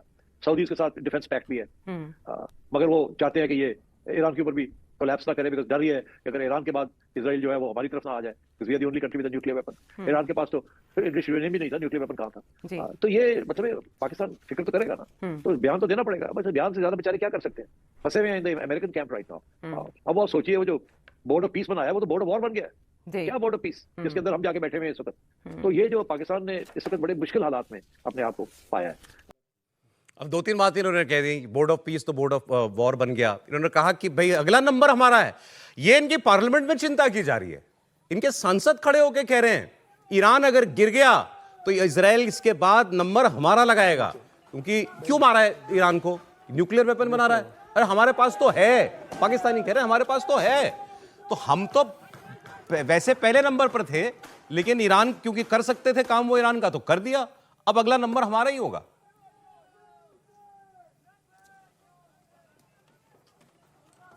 खुदा न खास्ता तेहरान फॉल करता है, अगली बारी पाकिस्तान की है खाकम बदहन। रेजिस्टेंस जीतेगी, ईरान जीतेगा। हुक्मरान लेट सकते हैं, लेकिन आलमे इस्लाम ईरान के साथ खड़ा है। They are the ones who are standing with the chosen once.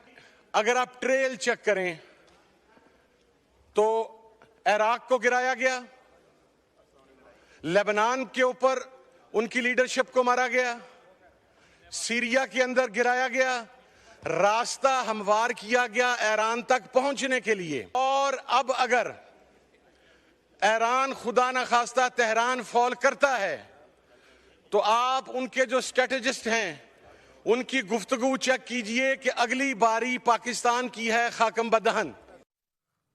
तो ये डर इस वक्त पाकिस्तान में चढ़ के बोल रहा है। मैं एक लाइन में बोल दूं, फिर प्रोफेसर साहब बताएंगे आपको क्या वाकई पाकिस्तान का नंबर लग सकता है अगला। उन्होंने कहा कि हम आलमे इस्लाम के साथ खड़े हैं।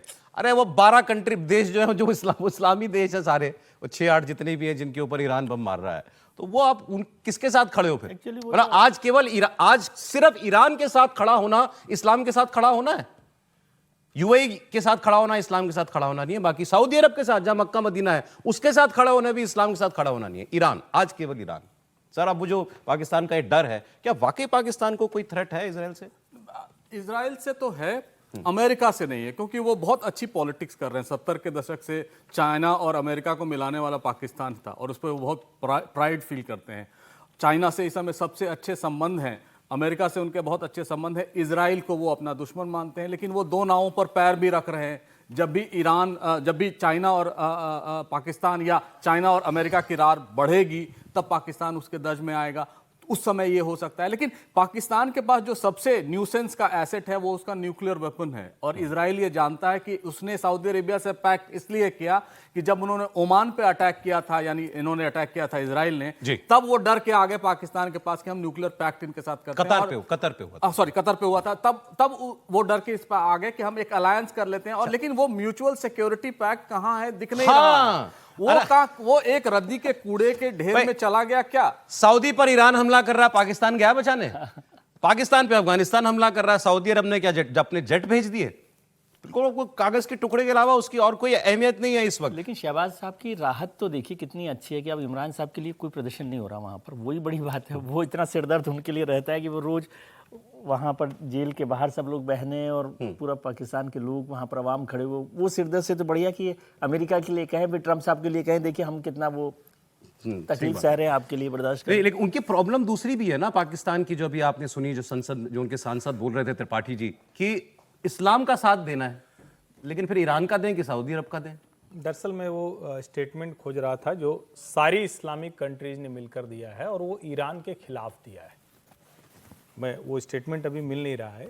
यानी अगर इस्लाम के साथ की बात है तो जितनी इस्लामिक कंट्रीज हैं ईरान के इर्द गिर्द, जो एक साथ जो मूव करते हैं, जो उसको कुछ नाम भी दिया हुआ है उन्होंने, और वो कह रहे हैं कि ईरान हमारी सोवरेनिटी पर हमला कर रहा है, हमारे ऊपर हमला कर रहा है। कतर कह रहा है, कतर आर्म फोर्सेज का स्टेटमेंट है कि हमारे बारे में आप हल्के मत लीजिए, हमारी मिसाइल बहुत हैं, इतनी है कि हम लंबे समय तक लड़ सकते हैं।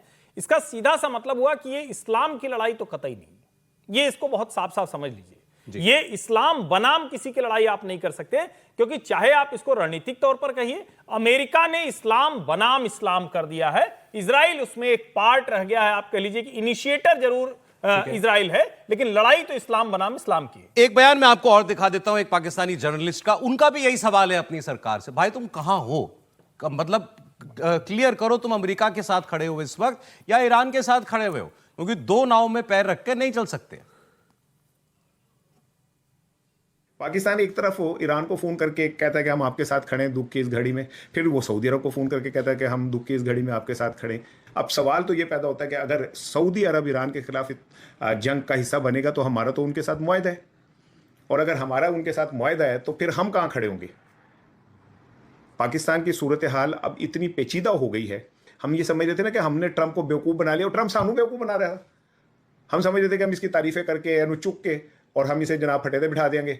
उसने पहले ही हमें फटे के नीचे लिटा लिया था, उसने पहले से प्लान किया हुआ था। अब हम मुआहदे के तहत सऊदी अरब के साथ खड़े, सऊदी अरब अगर ईरान के अमेरिका के साथ खड़ा है, और अमेरिका अगर ईरान के खिलाफ खड़ा है, तो हम किसके साथ खड़े? नेशनल असेंबली में बोल रहा था ना, वो भी इसी बात को कर रहा है, वो अहले इस्लाम की बात कर रहा है, लेकिन वो कहना ये चाहते हैं कि शहबाज शरीफ और जो हुक्मरान हैं वो अमेरिका के साथ खड़े हुए हैं, उसकी चिंता वो कर रहा है, उसके खिलाफ वो नाराजगी कर रहा है। वो उसको बोलेगा कैसे कि अमेरिका के खिलाफ और अहले इस्लाम की बात कर रहे हैं, लेकिन इन्होंने ज्यादा बेहतर तरीके से अच्छा आर्टिकुलेट कर दिया। हमें लग रहा था कि हम ट्रंप को मामू बना रहे हैं, वो हमको बना के चला गया। बिल्कुल, ये तो अभी देखिए, अगर इसको पूरे इस वॉर को अगर जियो पॉलिटिक्स के नज़रिए से आप देखिएगा तो ये कहीं ना कहीं है कि वेस्ट एशिया में एकमात्र महाशक्ति इजराइल बचे। ये कहीं ना कहीं इसका इस पूरी लड़ाई का एक लक्ष्य है कि एकमात्र महाशक्ति इजराइल बने, और ये इसके लिए जो उन्होंने कहा कि रास्ता हमवार किया गया, सद्दाम हुसैन का इराक ख़त्म हो गया, गद्दाफी का लीबिया ख़त्म हो गया, असद का सीरिया ख़त्म हो गया, और उसके बाद अब वहाँ क्या है, अगर आपने अब इजराइल एकमात्र वहाँ महाशक्ति बने, उसके बाद साउथ एशिया में आना है या नहीं आना है, ये बात की बात होगी। पाकिस्तान के लोग इस चिंता में अभी से पड़ गए कि आएगा तो हमारे ही ऊपर आएगा, उसके बाद साउथ एशिया में अगर घुसता है इजराइल आता है तो फिर पाकिस्तान के पास जाएगा। दुनिया में इतना वॉर जंग बातें हो रही हैं और हो भी रही है। पाकिस्तान के राष्ट्रपति को अचानक याद आया कि अरे भाई इंडिया से भी तो जंग थी हमारी, तो उन्होंने कहा कि पार्लियामेंट में बोला आसिफ अली जरदारी ने कि हम ये इंडिया के लीडर कहते हैं कि हम दूसरी जंग की तैयारी कर रहे हैं, मैं कहता हूं आओ बैठो बात करें। क्यों करें? दुनिया भर में जंग की बातें हो रही हैं, जंग चल रही है, तो पाकिस्तान को भी जंग का डर है, और एक जंग तो उसके बॉर्डर पर चली रही है अफगानिस्तान के साथ, अब उसको अपने पूर्वी बॉर्डर पर भारत के हमले का खतरा जो है वो महसूस हो रहा है और लगातार होता है। अभी हमने वहां एक वॉर एक्सरसाइज भी की थी। पाकिस्तान के राष्ट्रपति आसिफ अली जरदारी पार्लियामेंट में बयान दे रहे हैं। उन्होंने कहा कि एहतियात बरतनी होगी, यही एकमात्र रास्ता है पाकिस्तान के लिए। पाकिस्तान के राष्ट्रपति ने कहा कि मैं इंडियन लीडर्स को सुनता हूं, वो जंग की बातें कर रहे हैं, वो कह रहे हैं हम दूसरी वॉर की तैयारी कर रहे हैं, लेकिन मैं उनसे कहता हूं कि पाकिस्तान बातचीत करना चाहता है। तो आइए बैठें, बात करें, इसी से हल निकलेगा। युद्ध की जगह डायलॉग का ऑफर एक्सेप्ट करे Bharat. Today, trapped in the strategic short-sightedness, India's leaders said they are preparing for another war. As a lifelong advocate of regional peace, I would not recommend it. My message to them is move away from war theater to meaningful negotiation tables, because that is the only path for the regional security. वो कह रहे हैं कि बातचीत जो है वही क्षेत्रीय शांति के लिए का एकमात्र जरिया है। तो उस शांति के लिए सबसे बड़ा खतरा तो आप खुद है, पाकिस्तान खुद है। अच्छा, अजीबोगरीब बातें नोटिस करेंगे, पाकिस्तान में एक एक तस्वीर में कोई ऐसी बात नजर आ जाती है। पाकिस्तान का प्रेसिडेंट पाकिस्तान की पार्लियामेंट में जाके बयान दे रहा है और पीछे नारे लग रहे हैं गो जरदारी गो, गो जरदारी गो, इन्हीं के खिलाफ। और वो फोटो लगा के बैठे हैं अपनी पत्नी की सामने, बेनजीर भुट्टो की फोटो लगा के बैठे हुए हैं। मतलब इसी से पता लगता है कि इस आदमी के पास अगर कुछ थोड़ी बहुत पॉलिटिकल कैपिटल है तो वो इसलिए है कि इनकी बीवी पाकिस्तान की प्रधानमंत्री रह चुकी थी और वो उनकी हत्या करा दी गई, जिनको ये शहीदी कहते हैं कि वो शहीद हो गई। और वो भारत को वो कह रहे हैं कि भारत के नेता शॉर्ट साइटेड है, मतलब वो दूर की नहीं देख पा रहे, और वो बात कर रहे हैं जंग की। तो मैं कहता हूं आओ बैठ करके हम बात करें सर। लेकिन बात करने के लिए तो भारत की शर्त पहले ही है कि भी गोली और बोली साथ नहीं चलेगी। और फिर जरदारी साहब के लिए आपने बिल्कुल ठीक से पहचाना कि वो बेनजीर भुट्टो की वजह से ही तो जरदारी साहब हैं यहाँ पर। ये जितनी भी उनकी पॉलिटिकल हैसियत है और जो भी और तमाम तरह की हैसियत है वो बेनजीर भुट्टो की वजह से ही है। लेकिन इस बात का कोई मायने ही नहीं है। एक तो आसिफ जरदारी साहब को कौन सुन रहा है पाकिस्तान में, उनकी कितनी वहाँ पर चलती है उस शासन में, सिस्टम में, कोई बात नहीं है। और जो भारत कहता है बातचीत के लिए कि गोली और बोली साथ नहीं चल सकती, तो क्या जरदारी साहब अपने जो लोग हैं, शहबाज शरीफ है या आसिम मुनीर है या उन लोगों को ये बात की ताकीद करा अपॉइंटमेंट मिलती होगी आसिम मुनीर की? तो वही मैं कह रहा हूँ ना कि उनके लिए कैसे, और वो तो आप समझ रहे हैं जैसे यहाँ पर भी फिर आप कहेंगे बाकी बिलावल भी भुट्टो लिखते हैं अपने साथ। हाँ, बिलावल भी भुट्टो है ना, भी गजब है। नहीं तो वो सारी पॉलिटिकल बिलावल जरदारी क्यों नहीं है? बिलावल जरदारी से सवाल कर रहे हैं। राजीव गांधी क्यों है? रेहान राजीव क्यों है? राहुल गांधी क्यों है? प्रियंका गांधी वाड्रा क्यों है? यही चाह रहे थे ना आप इनसे सुनना? नहीं बता रहा था आपको, ये बात इसीलिए छेड़ी आपने। मैं नहीं जानता आप, कि मेरे मन में आया कि यही तो है और क्या है मतलब। तो इसलिए जरदारी साहब को इतना आपने अच्छा किया उनको इतना वक्त दिया। पाकिस्तान का प्रेसिडेंट अपने पार्लियामेंट को एड्रेस कर रहा है। इनके यहाँ भी अनुभव हुआ, जैसे हमारे यहाँ राष्ट्रपति करती है, एड्रेस करती है, इनके यहाँ भी करता है। तो पाकिस्तान के राष्ट्रपति को भारत की चिंता क्यों हुई? मेरा सवाल ये है, मतलब क्यों ये इनको इनका प्राइम मिनिस्टर तो नहीं बोलता? डर तो सता रहा है ना उनको। तो ये क्यों बोला गया? अच्छा, मुझे ये लगता है कि इनके यहाँ इनका भाषण उनको लिख के दिया जाता होगा। हाँ, वो वैसे ही है गवर्नमेंट। तो उसमें ये भारत के साथ शांति वाली बात लिख के दी गई। देखिए, जब पाकिस्तान कहता है मुझे शांति चाहिए, तब मुझे डर लगता है कि अब ये फिर कुछ करेंगे। और इनका इतिहास ही रहा है। इनके ससुर ने कहा था कि हम घास भी खाएंगे लेकिन न्यूक्लियर बॉम्ब बनाएंगे।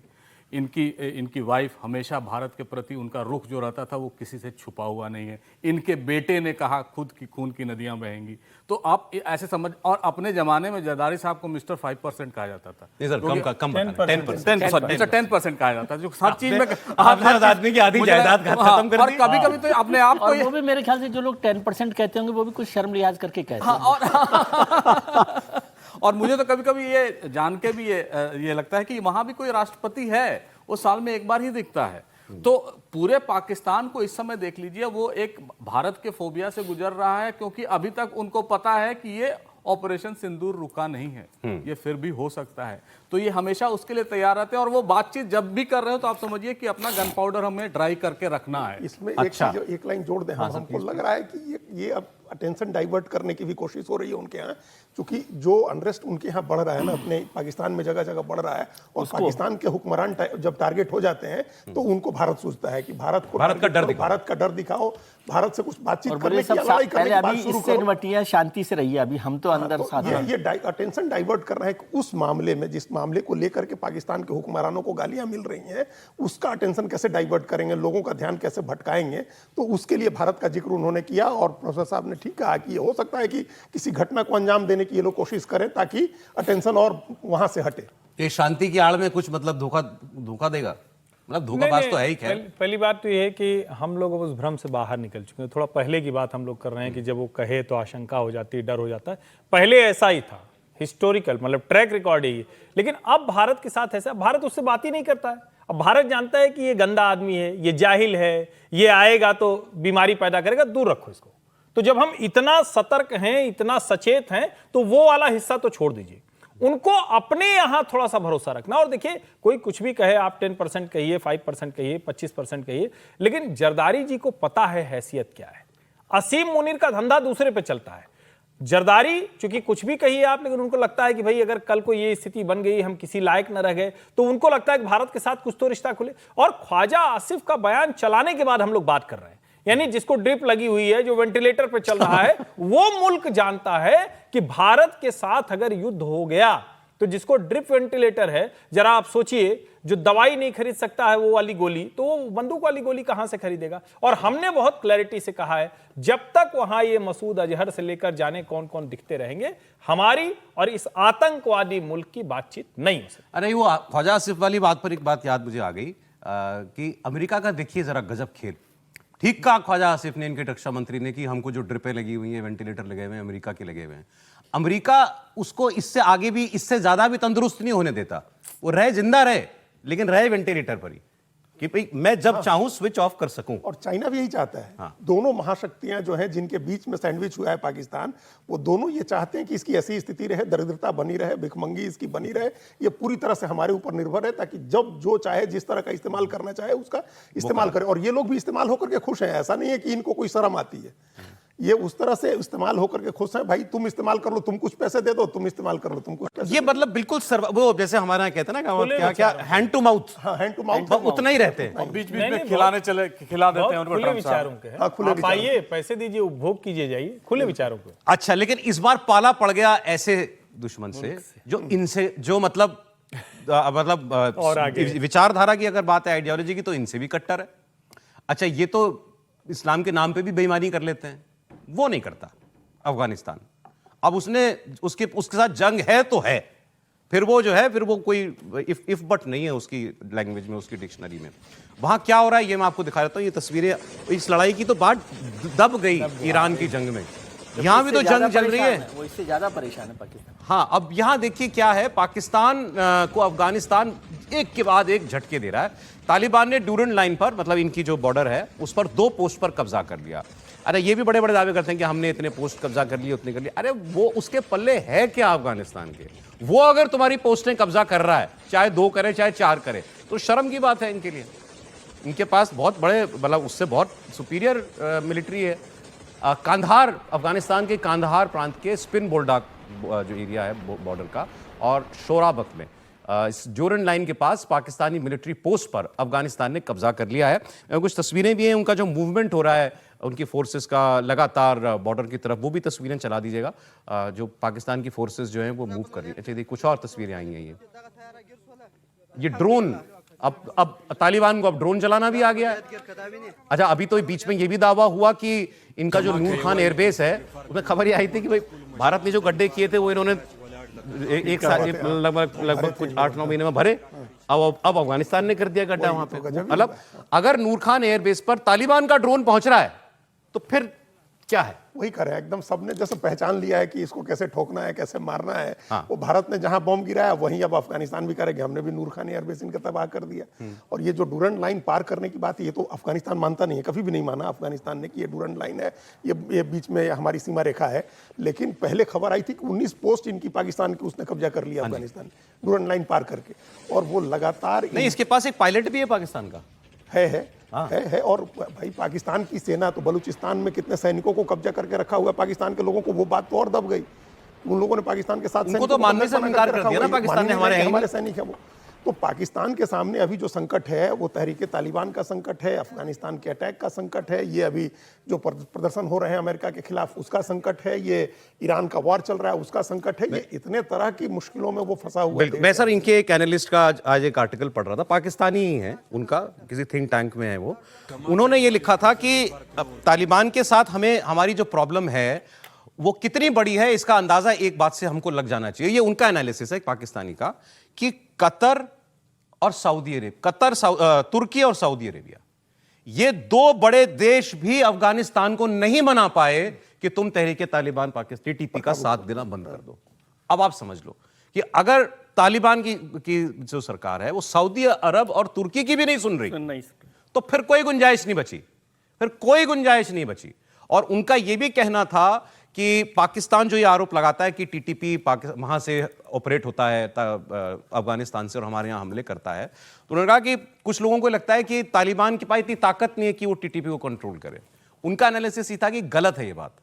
अफगानिस्तान और मतलब तालिबान जानबूझकर टीटीपी को छोड़े हुए है पाकिस्तान के ऊपर, और वो इतना आइडियोलॉजिकली ड्रिवन है कि मुझे वहां भी यही चाहिए जो मेरे यहां बना दिया गया है। त्रिपाठी जी।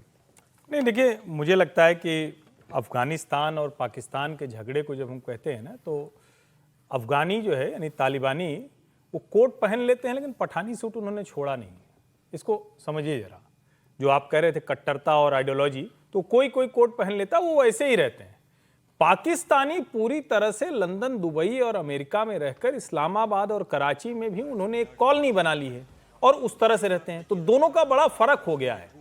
इस्लाम के नाम पर अगर कहें तो इस्लाम के नाम पर अब पाकिस्तान में कुछ बचा नहीं। हाँ, वो दुकान जरूर चला रहे हैं क्योंकि उनके पास हथियार आ जाता है, IMF से कर्जा आ जाता है और आतंकवादियों को पैदा करने के लिए POJK में टेररिस्ट कैंप आ जाते हैं, तो ये सब उनके पास है।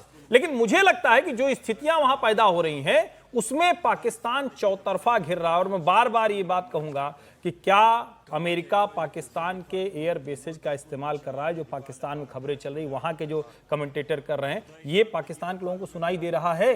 ये मूल बात है। आपने अच्छी बात मुझे याद दिला दी। एक और चीज नहीं, मतलब ये मेरी जानकारी बड़ी, आप लोग जब जानते होंगे शायद।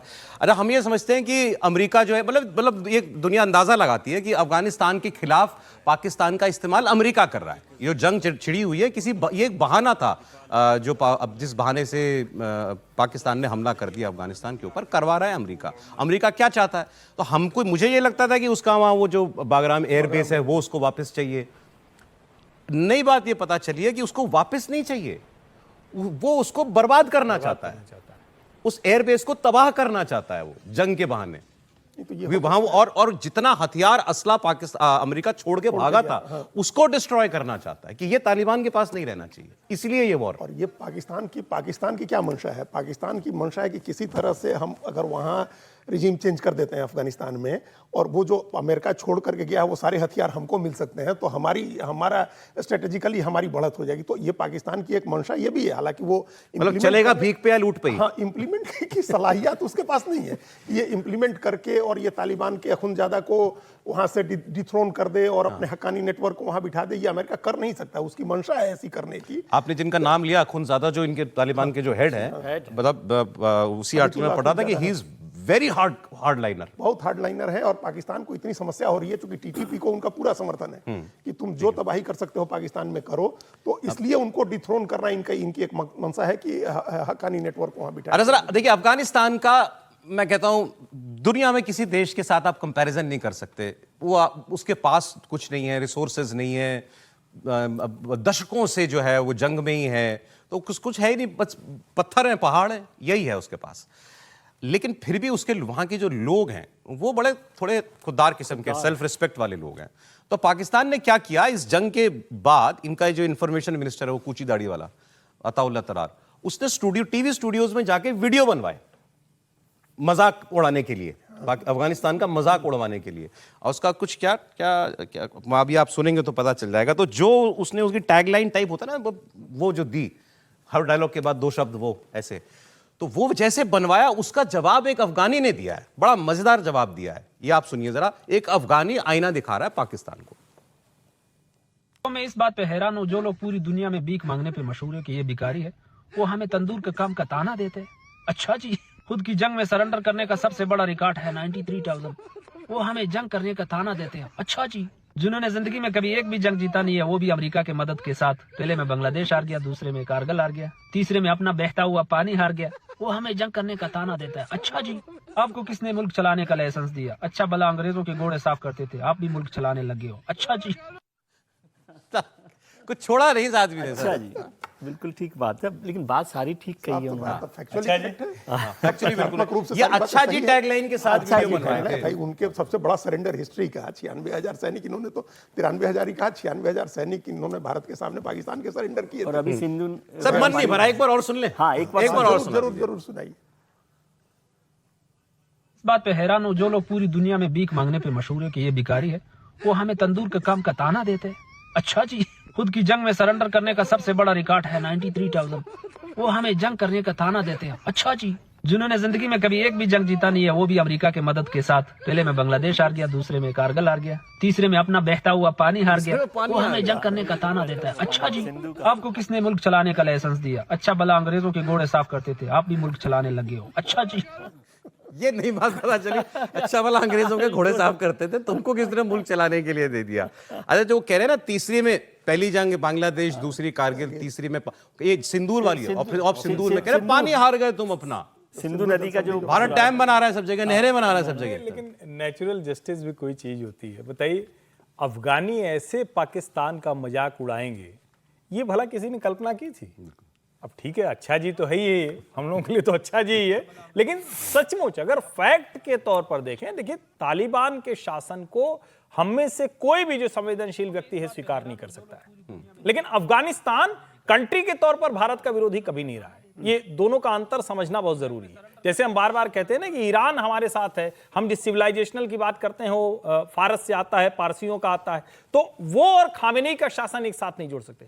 लेकिन पाकिस्तान, जिसका ISI चीफ वहां जाके और वो लग रहा था कि अब तो सिगार और कॉफी एक साथ पीते हुए और कंधार से काबुल से सब कुछ वही तय करेगा, उसका ये हाल हो गया है कि वहां से जो लोग आ रहे हैं वो इनकी पोस्ट पर आते हैं।